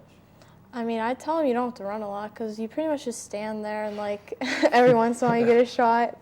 But I mean, and it's like, it's fun. I don't know, I like it because in big games, like sometimes you're like the person that like your team looks to, like you make a big save and like everyone's like, oh, like you just saved the game and stuff like that. So it's fun, I like it. Well, do you know what I did? What'd you do? I made them all play goal because I figured I would just be fair. I mean, I got, you know, it's all about being fair. My kids said, you're not fair, you're not fair. I'll be fair. We're all going to play goal. And, you know, not everybody wanted to do it. One girl almost started crying, and I didn't know what to do. I was a little stumped. I was a little stumped on that situation. But, you know, they didn't teach me that in coach school. But they should have that. I should have called the mentors and athletes taking action. Yeah. You guys would have gave me some advice. That helped you. Yeah, we would have. And Kelly, so it's nerve-wracking, but it's fun because you don't have to run. Now, did other kids like on the team talk to you on Yeah. other teams? Mm-hmm. What do they say? Well, sometimes like for corner kicks, because like sometimes they line up like right in front of me and they'll just like say stuff. So, but I don't know. Like what? Like you can edit it. Yeah. They don't really swear. They just like push and stuff like that. Oh, so Yeah. they get kind of like Kick the back of your legs. they get aggressive. Yeah. They kick the what? They, They like- kick the back of your legs. Yeah, sometimes they'll like kick the that's back of your crazy. like shoes. And, That's like, crazy. I never heard that. well, like the Well, refs don't see it. So. Do you ever do punch saves? Yeah. I used to, when I would do like a little soccer team, that's what I would do. I'd never catch it. I would just punch it. You know, these kids. And then my kids start doing that. That's probably probably shouldn't do that much, should you? Not really. I mean, if you have to, but it's better to catch the ball. So I was leading them down the wrong road, wasn't I? Yeah, you know, what can I say? I didn't play soccer, you know. Back when I was back, see, I'm so old that, you know, I knew Thomas Jefferson, and we didn't have, yeah, that's pretty good. We didn't have, I always like it when kids laugh at my jokes because they're so lame. But we didn't have soccer team when I went to Penn Hills High School, so I played in gym class. And one day I scored 6 goals, and I apologized to the gym teacher. I said, I'm sorry, I'm shooting too much because I was used to playing basketball, and that's a gunner. Mm-hmm. Well, there's not a gunner in soccer, is there? No. No. But have you always played goal, or did you play in the field? I used to play the field, and then I don't know, like on my travel team, we used to like switch the goalies around like you did, and I just like to play it, and I play goalie for my cup team also. So. Well, like, do you have to when you practice? Do you have to dive and stuff? Mm-hmm. Well, does Do a lot of what's that diving. feel like? The first couple times it hurts, but then you just get used to it. It's just like natural. You get used to the pain. Yeah, pretty much. Wow. It doesn't hurt as much if you do it correctly. Like if you Oh, don't really? do it right, yeah, there's like you're supposed to do it a certain way, and if you do it the right way, then it doesn't hurt. Did you ever get hit really hard? Yeah, actually this season I got nailed in the face. Did you? Yeah. Oh my gosh. I mean, did it knock you out? Didn't knock me out. I just like came out for like a breakaway and she kicked it and it hit me right in the face, and it took me a while to get back up, but I stayed in the game. I had a headache for a while, but I don't think I had a concussion. And they don't like really stop the game, do they? Well, if you come off the field, then they stop the clock for you if you're injured, but if you come off the field, or if like a coach comes on, then you have to go off the field. Did they and come on for that? No, I told them not to. Kelly, you're tough. Where did you get your toughness? I don't know, just being a goalie, you kind of just have to be tough. That is awesome. That is awesome. So Matt, tell us about Athletes Taking Action and your experience with this. Well, it's a great program, but Mr. Malarkey, he's my guidance counselor, and he knew both my sisters, so he had known me already for a while. So he approached me my sophomore year last year, and he was like, "There's this program, we just got started," and told me about it, and he said he wanted me to be in it. So, and it sounded like a great program, so I joined, and then I got a mentor for volleyball, and him and I are still good friends, and it was really good because you get to have new friends, meet new friends, which is always good. Meeting new people is always fun, and it's just another person you get to hang out with. I mean, it's a great experience. It's right up your alley. For both of them, for the mentor and mentee. Yeah. I'm just saying. Yeah, for the mentor and mentee, it's a great experience because I get to meet him, then he gets to feel more comfortable. I would just think you would be like a fun guy to hang out with. Thanks. I don't always say these things, but I'm trying to be in the moment here. But I mean, it's just I could just tell you're a fun guy, and I think a part of it is because of the sprinkler. It's the sprinkler. I think that's what was the tip off for me. But I think this program's right up your alley, and I think that's beautiful that you're involved because I think you'd be a great mentor. And how about you, Anthony? What's been your experience? Well, I started out as a freshman. Mr. Malarkey is my guidance counselor as well. As a mentee, so you were a mentee. Yeah, and he asked me if I wanted to be in this program, and it was starting up, and we had pit students come in, and they were athletes, and they helped run the program, and then we turned it around, and our students started leading the program, and I think it's gone far, and now switching to being a leader, it's something different, but it's cool to see how you go from being a mentee to being a leader. And so you think back to when you were in ninth grade, and now you're moving in that upper class range, and things change, don't they? Yeah. I mean, you really change as a person, don't you? Yeah. And I guess that maturity really helps you work with the younger kids. Right. It's easier once you get older because you're more familiar with the school and all the sports, and you can just help them out. And from being a mentee, you know what they need, and then going to be a leader, you understand everything, and you can help them out with their questions and needs. Great stuff. Kelly, how about what your experience has been like with the ATA? Last year as a sophomore, I went to the training and became a mentor, and then this year I was a mentor to one of the freshmen on the soccer team. And I thought it was fun, like you get to meet new people, and you get to help someone, know that you're helping someone out, and it's just nice to know that you're doing something good for someone. So you've made a couple of friends through this? Mm-hmm. Yeah. Yeah. And you would recommend it to other people? Definitely. And why? Why would you recommend it? Because you're doing something good for, you're getting back at people for doing something. People do nice stuff for you, you should do nice stuff for other people. So I just know, I think it's a good feeling to know that you're helping other people out. Absolutely, absolutely. Now, Matt, will you come back with Tyler for Dance Party USC? Definitely. I mean, seriously, this will be the start of it right here. And I think, I'm all about dreaming big. Yeah. And you said it, Dance Party USC, that it's going to move to Dance Party USA. Definitely. And it's right here. You're watching this right here, and I'm telling you this might work, but we'll start it right here. We want to get girls, guys, rhythm, no rhythm, we don't care. Just if you want to come and have some fun, we'll play some tunes, and we'll show you guys some dance moves. And I'm telling you, I like the sprinkler because I never heard that before. I showed you a little cheese grater, But I mean, I like what you got, and I think this can just blow up. Are you with me? Definitely. I mean, this is all the space we need right here. Just, to have a great time.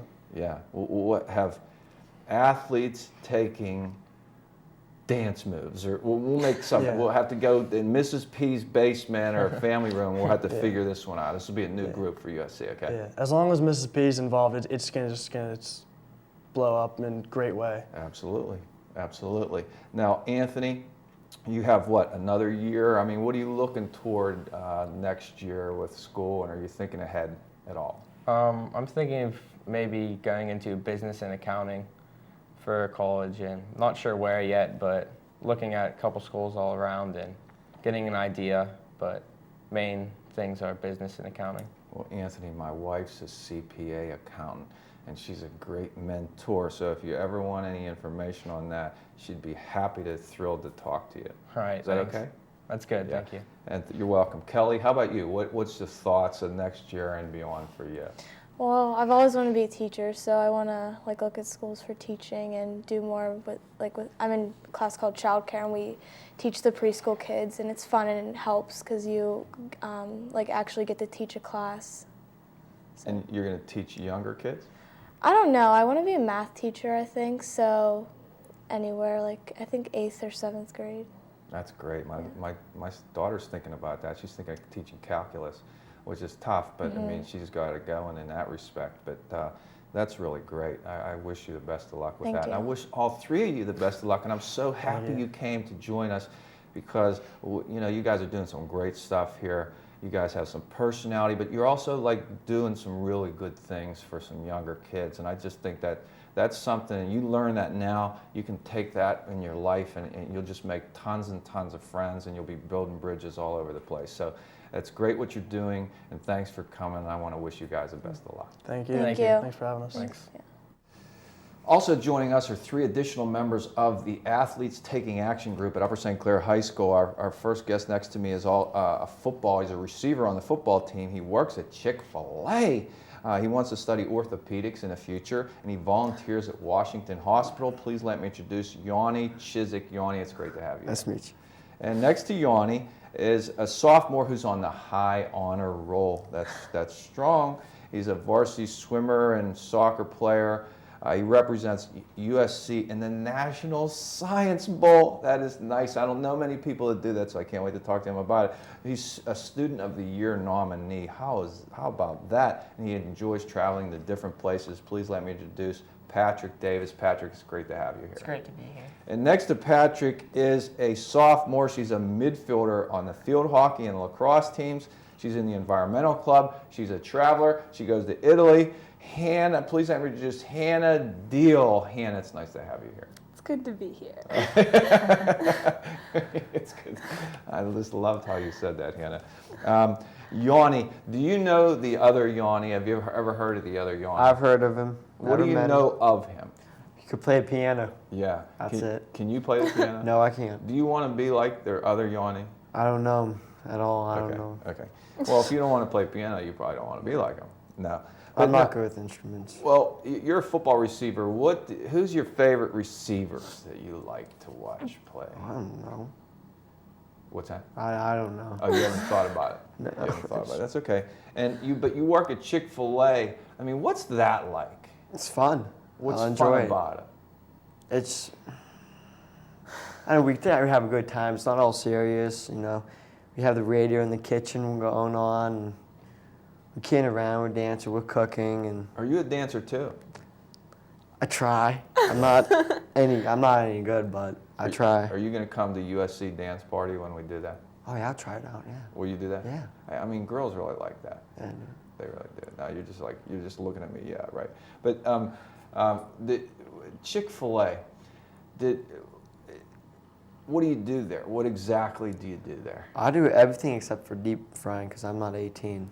So I could choose really anything. Does that stuff get on your arms when they do that? Like it burns them and stuff? Well, what we do is we put this stuff in. It's boiling. I mean, it's a big square of grease. Yeah, but it's boiling. But then the boiling's pretty low, and then we have this much of like metal. So things, if it's splattering, but then we put something on and we lock it in, so it's not. What do you like about it the best, the Chick-fil-A? What I like best about it, I get to make my own times. Yeah. Because with football, my football during season was really hard because I had a JV game during busy hour on Saturday. So my boss would just come in whenever you're done with your JV game, and you just make up that 30, 15, whatever minutes it is. So he's real cool about everything. And free food, I like that. What's your favorite food? Sandwich, all the way. Number one sandwich. The number one, that's Yeah. the fried. Yes. I get the number two, Do you? the non. Char grilled? Well, it's because I'm like end up being healthy. Okay. Is that okay? That's all right. Oh, Yeah, thanks. it's still good. No, but actually, it's really, it really, you know, it's good food and It's quality. Yeah. And do you, why receiver? Why are you a receiver? I'm somewhat fast. That always helps. That helps. I'm not bad catching. I'm fast, and it's where you need to be. And too skinny to be a linebacker and running back, so going receiver, I'm all right at it. So That's your thing. that's my thing. And how about, where'd you get the orthopedics? Why do you Well, wanna do my that? parents are in the medical field, so I know a lot about what they talk about, and I built an interest in it. So Does that put pressure on you academically? no, it really doesn't. No. No? No. Okay. Patrick, now you're a swimmer and a soccer player. You don't see people doing both. A lot of times swimmers are swimmers. Is that true? Yeah, that's true. There Yeah. are many people that do other sports because it's so time consuming. But you're like diversified. Yeah. That's great. I mean, you know, what makes you do that? I mean, I would think, you know, in this day and age where people have pressure to specialize, how do you buck the trend, so to speak? Well, I play soccer during the allotted soccer season, and then throughout the winter I'll practice and work with that. But really, I have a great coach, Dick Bradshaw, who works with me on getting in there some mornings before school to stay in shape, and then once the swimming season actually starts, working with me to make my goals and really use the best of my time. Well, like when you're in the pool at 6 o'clock in the morning, is it cold? Yeah, it's cold. So, I mean, is that a little annoying? You're like, get up really early and then you got to go get cold. It can be annoying. I mean, it's not something I look forward to, but do it because it makes me better at what I want to do. Yeah, that's right. And so we got to do things that we don't really prefer to get where we want to get. Now but it doesn't stay cold for a long time, does it? Now, once you get in and you get moving, it warms up. Now, what's up with the Science Bowl? I hear the Orange Bowl, the Rose Bowl, the Sugar Bowl, but not a lot of people talk about the Science Bowl. And that's what's so cool that you're here and you went there so you can tell us what the Science Bowl is, because I think a lot of people don't know what the Science Bowl is.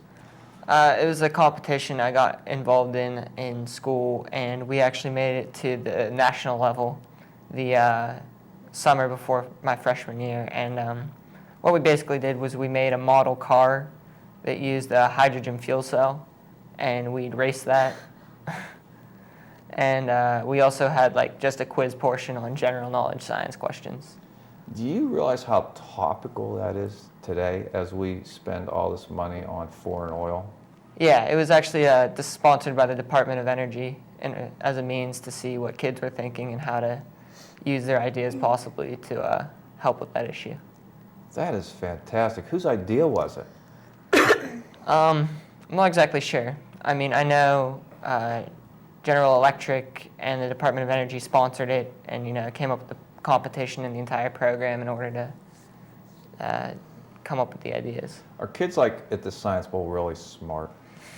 Yeah, there were a bunch of kids. We did fairly well, but there were some teams of kids there that were a bit above us. We all have our gifts, don't we? Yeah. Yeah. And how did you, if you had to describe it to someone, like what it's like to go to the Science Bowl, what would you say? I'd say, it was a great experience. It may not be something I do 10 years from now, still involved in science competitions, but I think the opportunity was great. Plus, it was a free trip to go visit the University of Denver, which was pretty cool. Nice, nice. And how do you become the Student of the Year nominee? I'm not exactly sure on that topic. I mean, I think the teachers nominate people, but I'm not really sure. And you travel to different places. Like, what places have you been to? I've been to Germany, Switzerland, Austria, France, England, Aruba, Italy a couple times. Wow, Patrick, that's awesome. Now, like, how old are you? I'm 15. See, when I was 15, the furthest I got out of Penn Hills was Butler. So that's pretty good. Yeah. That's really good. You're really lucky. Do you realize how lucky you are? Oh, yeah. Yeah, that's good. You realize that. That's good. Now, Hannah, do people call you Hannah Deal or No Deal? No. No, just me. Yeah, just you. I'm sorry. It's on TV. It's my little nephew's one of his favorite shows. He really likes that show. Have you ever seen it? Yeah, sometimes. Yeah. And now you're a midfielder for the field hockey and lacrosse team. The field hockey, that's where, is it a ball that you have, or, the field hockey? What are you hitting around? Is it like a... Yeah, it's a ball. It's a it's ball? It's like hard. Yeah, I didn't know if it, I mean, I know regular hockey's a puck, but this is a ball that rolls. I mean, what happens when you're playing on grass fields? Well, we have to practice on grass because of like football and stuff, so it's harder. You have to hit it harder, so it goes. Is it really annoying when they don't cut the grass and you have to practice Yeah, on it? it's really bad. It's really hard. So it makes you like appreciate the people that cut the grass, huh? Definitely. Yeah. And you play midfield for them in lacrosse. You know, Upper St. Clair's girls lacrosse team has really improved over the last several years. Do you know that? Yeah. We used to not be that good, but last year we were like in semifinals in Whitfields. Really good, very good. I mean, out of those two, what do you like the best, field hockey or lacrosse? I can't decide. I like them both a lot. They're both really different though, so I don't think I could choose between them. Well, what do you think about it's like going to Upper St. Clair High School? If you had to describe it to someone that was like from Mars, what would you tell them what it's like to go to high school? I don't know. There's a lot of school spirit. Is there? Is there a lot of school spirit? Yeah. And I mean, okay, academically, is it hard? I mean, I guess depending what classes you take. Yeah. And how about social? Is it? Do you ever like see peer pressure ever? Yeah, I mean, I think in any high school you go to, there's going to be peer pressure, and that's like why we have athletes taking action, sort of. Is it hard to stand up to peer pressure? I mean, for some people it is, and probably for some people it isn't. And how about for you? I think it's easy to make your own decisions. For myself, I can make my own decisions easily. That's great. Now, you went to Italy. Yeah. Right? And tell us about that. I just went for spring break last year with my family to visit my sister because she was doing a semester there, but it was really fun. What was fun about it? The food was really good. Like what was my favorite part. What was the best food that you ate over there? Pizza. We had pizza like every day, and it was really good. Everywhere you went, Is pizza awesome. Different than here? Yeah. In what respect? It's like thinner. Everyone gets their own pizza, and you have to eat the whole thing. Oh, really? They make you? Yeah, they make you. That's okay with me. I'll eat it if they make me. Yanni, talk about athletes taking action and your experience in it. It's a great program. My transition from my 8th grade to 9th grade, I mean, my mentor was Spencer. He's a good kid. He really boosted up my confidence walking in high school.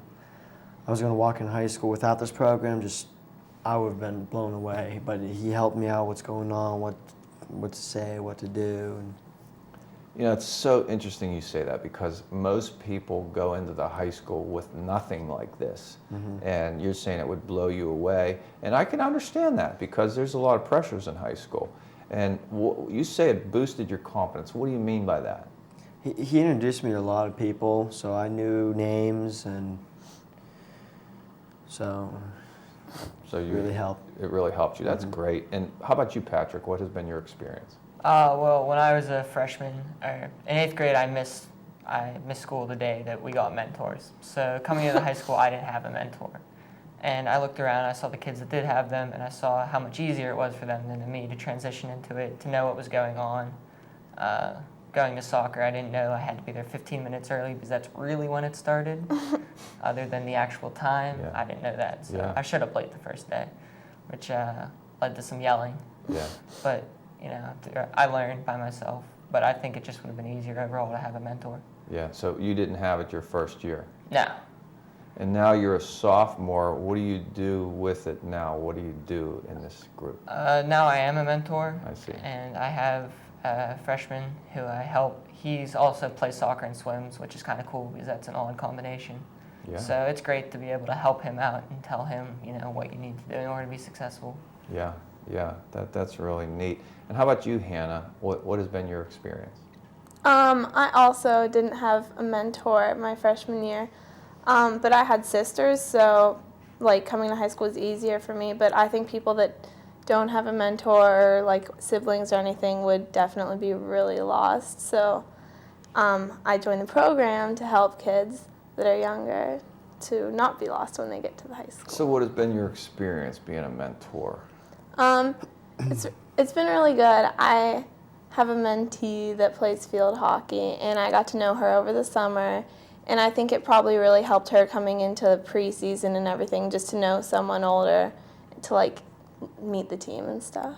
You say that because I don't think it's a natural thing where seniors or juniors or seniors, or in your case, you guys are sophomores, but would reach down and go to speak to that freshman, huh? That just probably normally wouldn't happen, would it? No, yeah, probably not. So in essence, this kind of forces you to an extent to reach your hand out. And Yanni, have you've been a mentor now, right? Mm-hmm.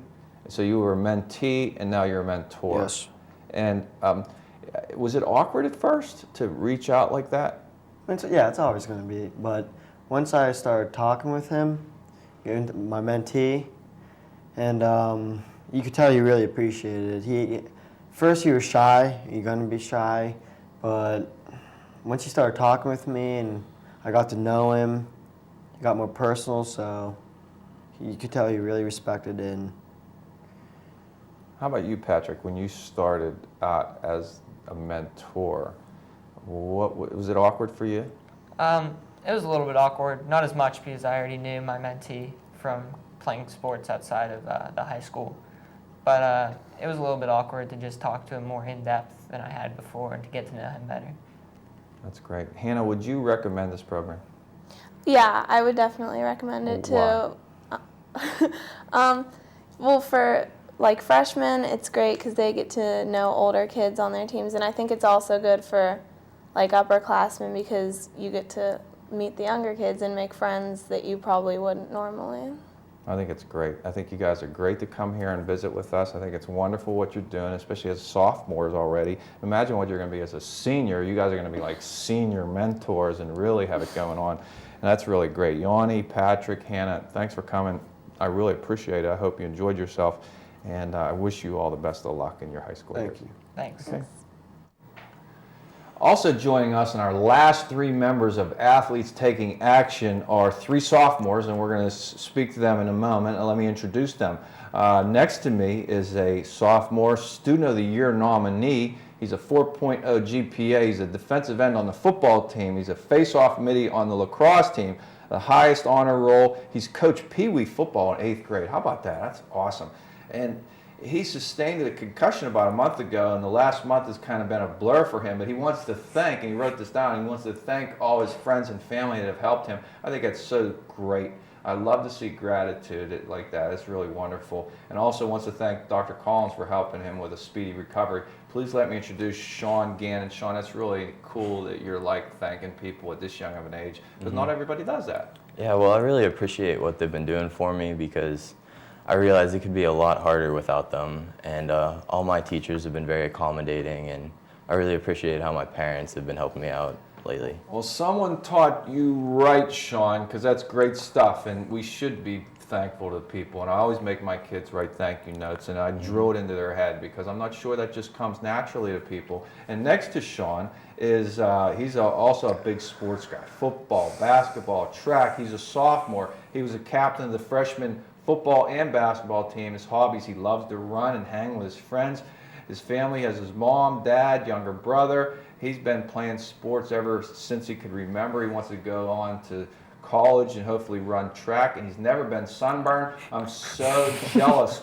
Mitchell, please let me introduce Mitchell Fawcett. Mitchell, it's nice to have you. Man, glad to be here. Buddy, you got the hair going there, you got the tan going, you got it all going that I didn't have going, and I'm so jealous of you, so I just want to say how jealous I really am. So that's really great.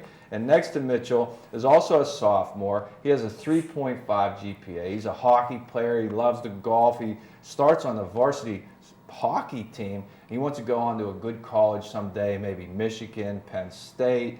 I happen to love Penn State, but Michigan's great too. He plays hockey all around America for the Pittsburgh Hornets. He loves to golf, have fun with his family, his friends, play sports, spend time with his friends. And he had a bad skating accident. We're going to talk about that, a hockey accident. We're going to talk about that in a little bit. Please let me introduce C.J. Murray. C.J., it's nice to have you. That's a pleasure. Oh, geez, were you? I like that. I like C.J. That's strong right out of the gate. Now, C.J., you were on the video. I was, yeah. I remember you. You went like, which way do I go? Yeah, exactly. That was so great. You know, that touched me. It really touched me because I thought, you know, that really showed me how wonderful this group was. So, CJ, I got to thank you for that. You were great on the video. Sean, do you guys have baseline testings for concussions? We do. Everyone on the football team had to take one freshman year. And usually you keep that for the rest of your career. And they compare that to another test you have to take after your concussion. And they don't let you come back until the results are similar, because even though a lot of times people seem like they're back to normal, they're acting okay again, their brain really isn't functioning the way it was before. So this test really helps keep people safer and keep more concussions from coming back. Well, who taught you to say thank you? It would probably be my parents, because it's just, our family is really close, and that was one of the values my parents raised me with. My mom especially, because my dad was working late shifts, like 8 to 8, but the other 8 o'clock to 8 o'clock, late at night. So usually it was just me and my brother and my mom during the day. And she just taught me and my brother everything we know. So it probably came from her and my mom and my dad. Well, tell them I think they're awesome. Okay. Is that okay? Yeah, that's okay with me. No, I'm serious. I mean, I just don't, I think this might be the first time in 13 years I had a kid come on the show and want to say thank you to people. I think that is so great. I think it's sweet, and I think it's we should all learn from that. And I'm a big proponent of that. I teach my kids all about that, and I think it's an easy thing to do, but it goes a long way. It really does. And I know that people really appreciate what you said about helping you through a concussion, because that's a tough thing. What was it like going through that? Well, I had a lot of symptoms like nausea and headaches and stuff. But probably the worst part for me was I've been having short-term memory loss for almost a month now. So like during school and stuff, I'll just zone out and I'll forget where I am or something. So it's really been helpful just to have people kind of help me out. Like in the middle of lunch one day, I didn't know what class I had next. So my friends were just nice, and they said, we'll walk you down, we'll take you to your next class to make sure that you don't get lost or anything. And I'm just lucky to have friends like that that are willing to do that for me. Wow, I mean, it's like completely losing your bearings. Exactly. It's like usually when you're really tired sometimes and just feel out of it, that's the way I am all the time now, pretty much. And I just get headaches very easily. So you still have lingering effects? Oh yes. They said concussions can take a lot longer now, where Dr. Collins, the guy I'm going to see now, he's doing some groundbreaking research that they're finding new stuff every day on concussions now. So he said they're taking a lot longer than most people thought. Like, I had a concussion over the summer, which led to the second one that was more severe. And just since that time, they've realized that I need to stay out longer, because I was only out a week the first time.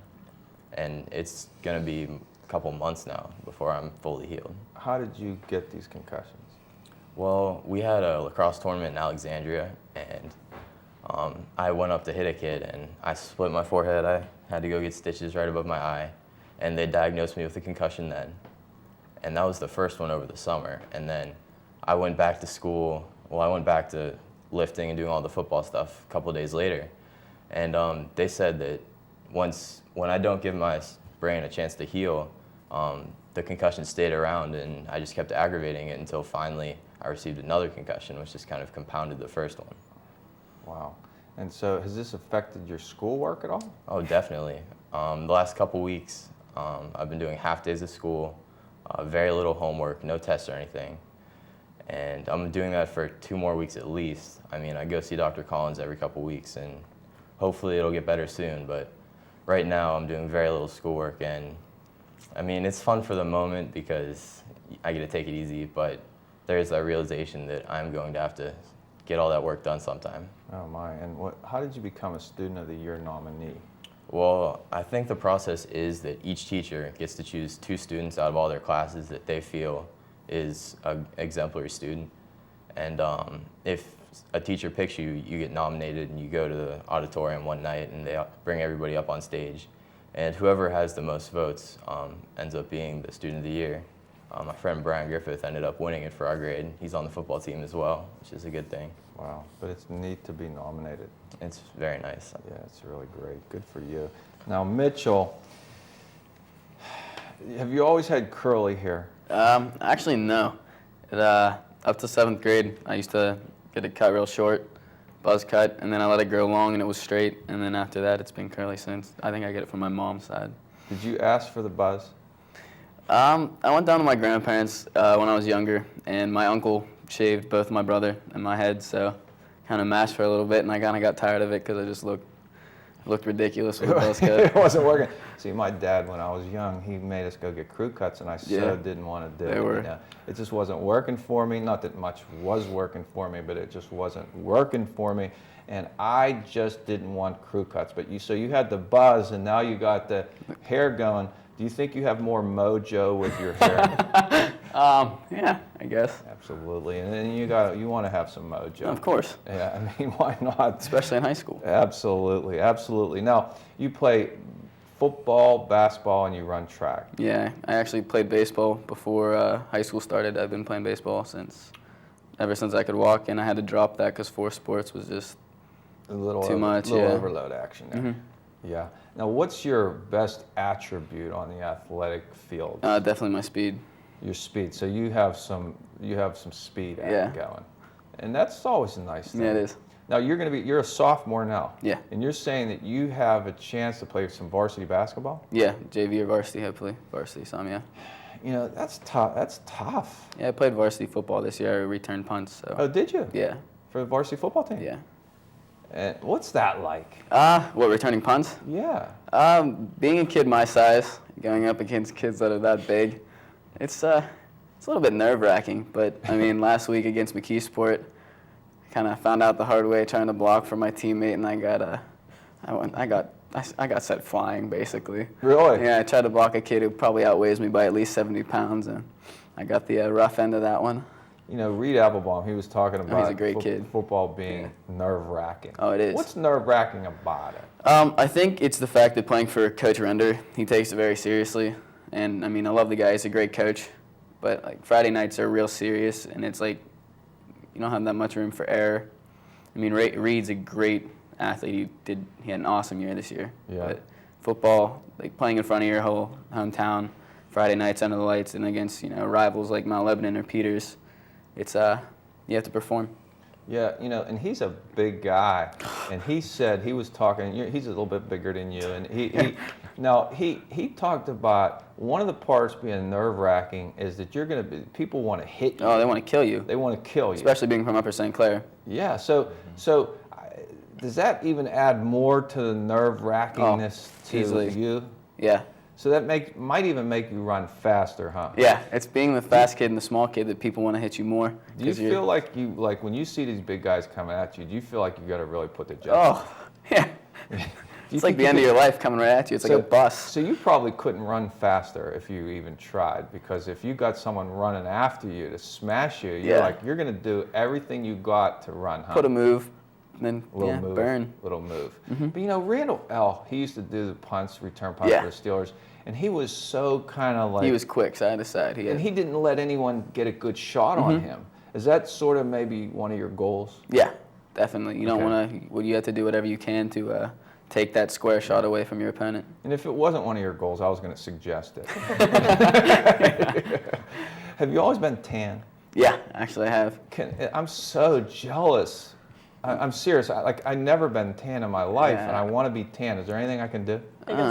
No, I do not go Yeah, you tanning. do. Never You don't go have tanning? I. I mean, coming back from vacation, I'll look kind of on the black side, yeah. But Where are you going?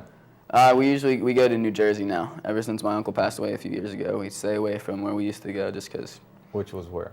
We used to go to Ocean City, Maryland, which was I loved it. I mean, that's all I knew growing up, like beach-wise. But I'll go. I love the beach. It's a vacation. It's a break. So you got speed on the athletic fields, but you got the hair mojo going on in school. So what helps more with the girls, the speed or the hair? Both. Both. CJ's telling me both, but yeah. The hair mostly because, yeah. Well, do you know that we're going to do a dance party USC? Oh, I'm in. I'm in. Are you in? Oh, I'm in. Hands down. We all are. Are you? Yeah. Well, We'll put the invitation out to the school. Do you guys have rhythm? Oh yeah. A little bit. Do you? Not everybody does. No. Yeah, I'm not bad. I'm not going to do it right now. But Yeah. maybe at the dance party. Tyler did it right Yeah, now. Tyler, yeah. He And, pulled some and then Matt did the sprinkler. Yeah. Do you know the sprinkler? Yeah, this thing. Oh, I don't think I've ever seen that before, and this is why coming to Upper St. Clair is such a wonderful joy to see the sprinkler, to learn the sprinkler. But, well, that's good stuff. Now, CJ, you're a hockey player and a golfer. It seems Right. like the Penguins all like to do that, I don't know. they? Yeah. Well, it's like I don't know. You play hockey, it's like you have a good golf swing, so it's like, I don't know. Yeah, I guess so. And you were in the video Right. of the Athletes Taking Action video, and your part really kind of struck me, and it drove home to me really what this is all about. Why don't you just try to talk briefly about what you said on that video? Well, okay. I'm 14 years old. I'm like, I don't know, I'm skinny, like 5 foot tall. I'm walking into the school. It's like a grand palace. And I'm walking in, and the main office area is like this ceiling. It goes 100 feet in the air. It's huge. And I see my mentor, he walks by me, and I'm like, okay, I'm lost. Where do I go? And he's like, go that way. I was like, okay, I did that. I found my locker, my classes, my friends. And it was just all about a guy saying, go that way. And you know, it's funny because Mr. Malarkey was talking about how little things go a long way. Right. And that's really wasn't a big thing, but yet to you it really was, wasn't it? Oh, yeah, yeah. Yeah. And so you were a mentee, and we'll talk about that in a second. I Okay. want to talk about you for a second. Golf, what do you like about golfing? It's peaceful. It's quiet. It's, I don't know, it's like I don't know. It's fun. It is, and you're on some beautiful, Yeah. golf courses are beautiful. Yeah, that's St. Clair I play. It's right up the hill. You play for St. Clair Country Club? Yeah. My son has caddied there a few times. Oh, yeah? Yeah. Okay. You get to play on Mondays if you Uh-huh. do that sometimes. Yeah, exactly. And hockey, what's your position? Center. Center. Right. So how much do you like the Penguins? I love them. And what, Just like who's your favorite players Crosby. and why? Because, I don't know, just, I don't know, he's like a Everyone great guy. likes him. Yeah. He's just so good. It's just like, I don't know. He is unbelievable. He's, I don't know. The face of hockey. You know, It's amazing. I know a kid that met him at getting breakfast one day out in Moon Oh, yeah? Township, and he said something to him, and he said, you know, would you mind signing this? And he was sitting around the table with all these Penguins, Right. and he signed it. He was really nice to the kid, and he goes, would you like these guys to sign it too? And he's like, oh yeah. And then he just was really thrilled about I that. know. But that guy, he's an amazing player, but I you know. know what I think was most amazing about him? He's such a great person. Yeah, he is. Yeah, he His is. interviews are unbelievable Uh-huh. for how young he is. He's so nice. It's unbelievable. Yeah. So you're a center. So what's that mean you have to do on the ice? I play defense and offense. Yeah. So you got to get up and back. Yeah. I skate a lot. That's a physical sport. Yeah, isn't it is. Uh-huh. And I I've done some hockey teams on this show, like Bethel, Okay. and they tell me that one of the things that really helped them was taking skating lessons. Uh-huh. Do you think that's true? I started skating when I was around 3, and I took lessons from, I don't know, a lady who's like a power skating person, and she's like amazing. And I just like, well, it's natural to me. Like, I don't know, I'm pretty athletic, so I don't know, it just comes from that, I guess. Yeah. And you know, that's really neat. And this Pittsburgh Hornets, is that a team that just travels It's a travel around? team, right? Yeah, yeah. Yeah. Is that fun? Oh yeah. Yeah. It's a great time. Yeah, that's good stuff. Yeah. Now, coming back and talking a little bit more about school. Now, Sean, were you a mentee ever? Yeah, the first time I ever got into it, they came to Fort Couch in 8th grade, and I got signed up then, and I got a mentor over the summer. And I talked to him throughout the year, and then I ended up becoming a mentor at the end of last year. I went to one of the seminars we had to teach, and I also went to the last one with these two guys to learn how to become leaders in the future. And that's how I got into it. How did the mentee experience help you? Me personally, it helped a lot more than I think it did some other people, because I didn't have any older siblings to kind of tell me what to expect from the high school. So I just kind of got thrown in new. But especially with off-season workouts and things that I really didn't know about, my mentor just gave me a heads up what to expect, or like what time we had to be there. And I thought that really helped with me, because it just gave me a different comfort level. I kind of knew what to expect, and I knew it was going to happen. Did being a mentee impact you as a mentor? Oh, it definitely does. In what way? Well, it lets you see both sides of the coin. It lets you see what you were experiencing. It's a lot easier to remember what you were experiencing than to just go talk to people and hear what they're saying. Because you do learn a lot from going and talking to different people, but it's a whole different thing to live the experience and to know what you were feeling. So it really helps me address my mentees' problems and stuff, because I remember what I was going through just last year. Yeah, absolutely. That's wonderful. And would you recommend it? Oh, I'd recommend it to pretty much everybody. I mean, even if they're not playing sports, because my mentee this year, he decided not to play football, but that's one of the great things about Athletes Taking Action is he's not playing football, he's not playing the sports I play, but I still introduce him to some of my friends that play soccer so that he can talk to them. And I still tell him, if you ever need anything, you can just call me up and ask me some questions. So you're allowed to cross over like that? Yeah, you're allowed to cross over with whoever you want. That's another big thing is I'm friends with these guys, and I'm making friends with some of the older kids that don't necessarily play my sport. I'm just meeting new people by being in Athletes Taking Action. I see. That's great stuff. Mitchell, talk about your experience. Were you a mentee? No, I was not actually. I didn't sign up in 8th grade for it. I didn't really hear about it. But coming into high school, Mr.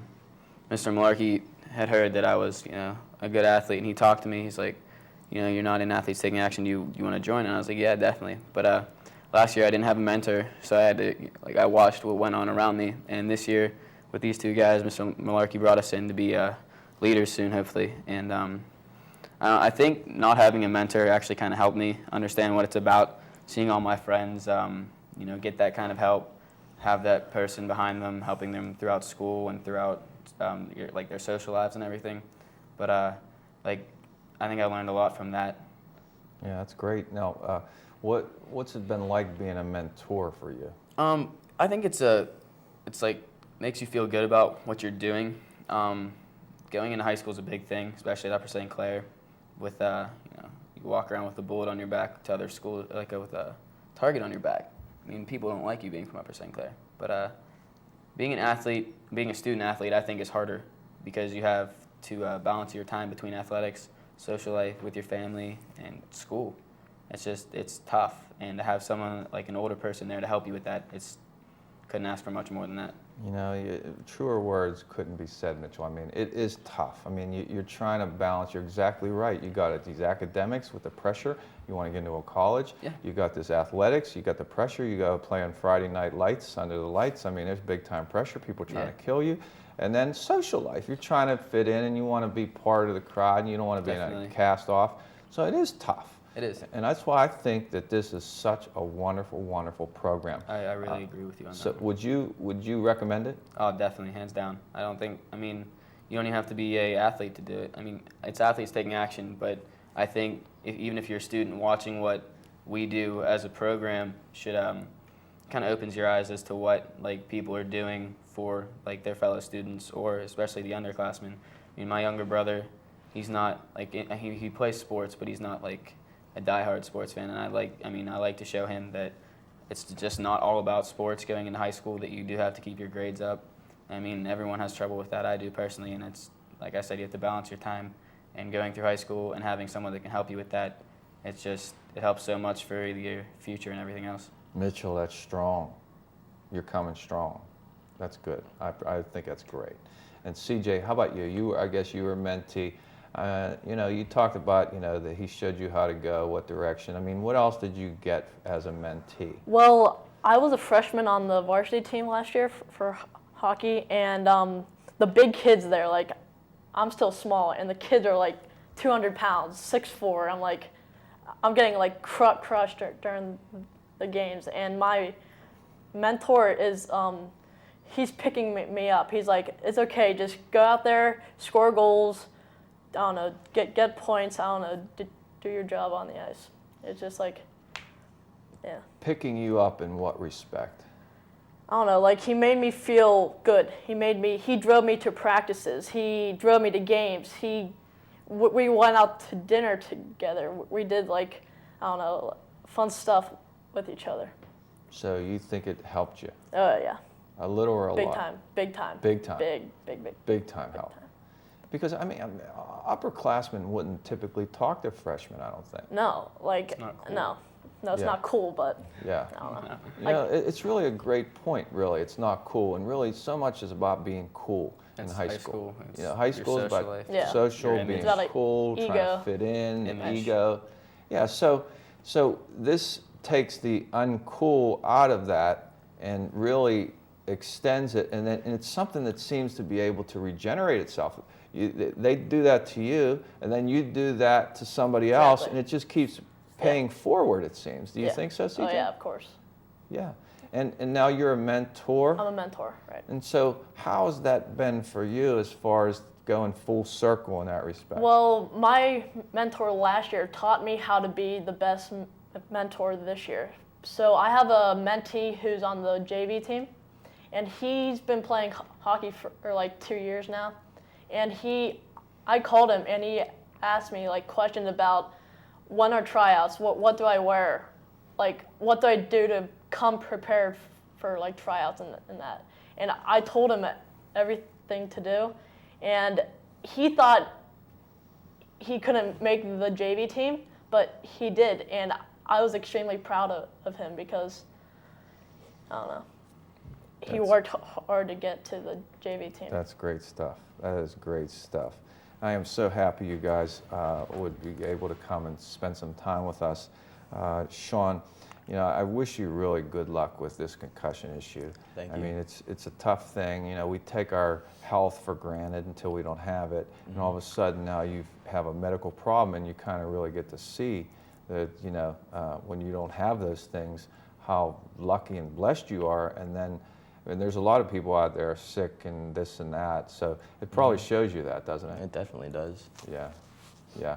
And so I really wish you luck with that. I just listen to the doctors and your friends. You're lucky to have all your friends and family and support, and just keep saying thank you to people, because that just goes a long way. And you can teach other people to say thank you.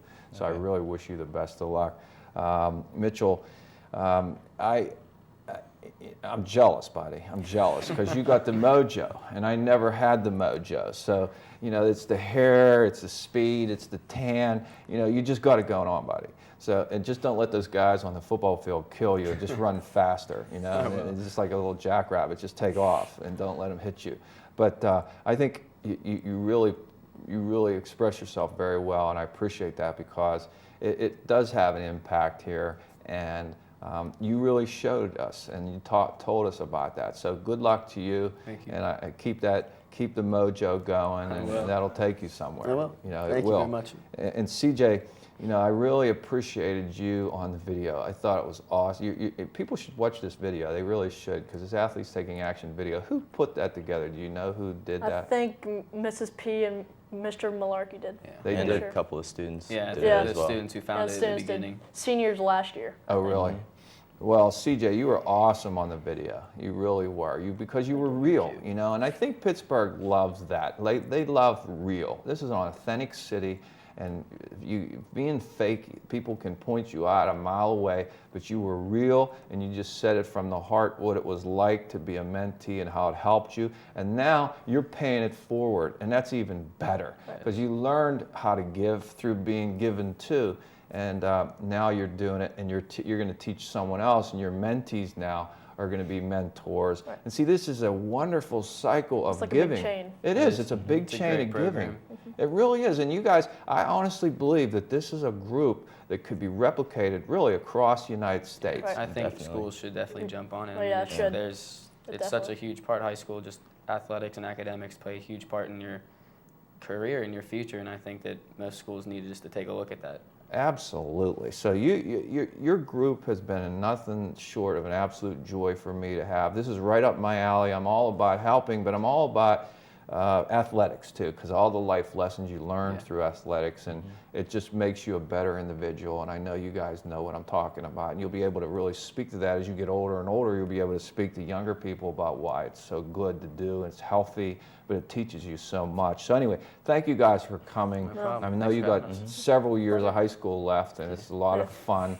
And we're going to try to do Dance Party USC. Let's do it. Absolutely. I'm ready. Let's do it now. I love it. I love it, because some people think, you know, not everybody has rhythm, and you guys, and I don't even care who has rhythm. And we just come and we'll just have fun. We got to get guys, we got to get girls. We're going to start Dance Party USC, and it's going to blow up to Dance Party USA. And it started right here in USC. And you guys come, I can't wait for that. I'm looking forward to Tyler Podovnik. He's going to be there, because he's connected with Mrs. P, and Mrs. P likes coffee.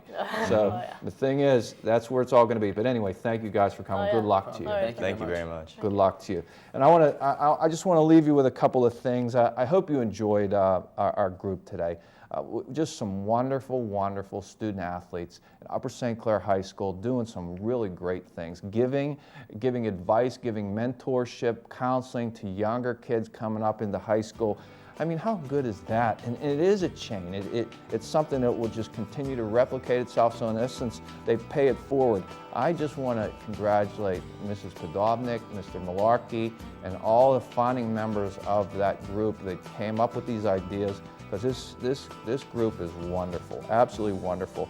And if you'd like to see this kind of local programming more, just please contact your cable office or your local cable channel and tell them you want to see this on TV, because I think there's so much value to this. And I'd like you to leave you with this. Please be an organ donor, and please give the gift of life. It's the best gift you can ever give. It's a gift that keeps on giving, sort of like Athletes Taking Action. This gift just keeps on giving. Being an organ donor is a gift that keeps on giving. Please do that. It's the best thing you could ever do. Thank you for watching. I'm your host, Lee Adams. Take care.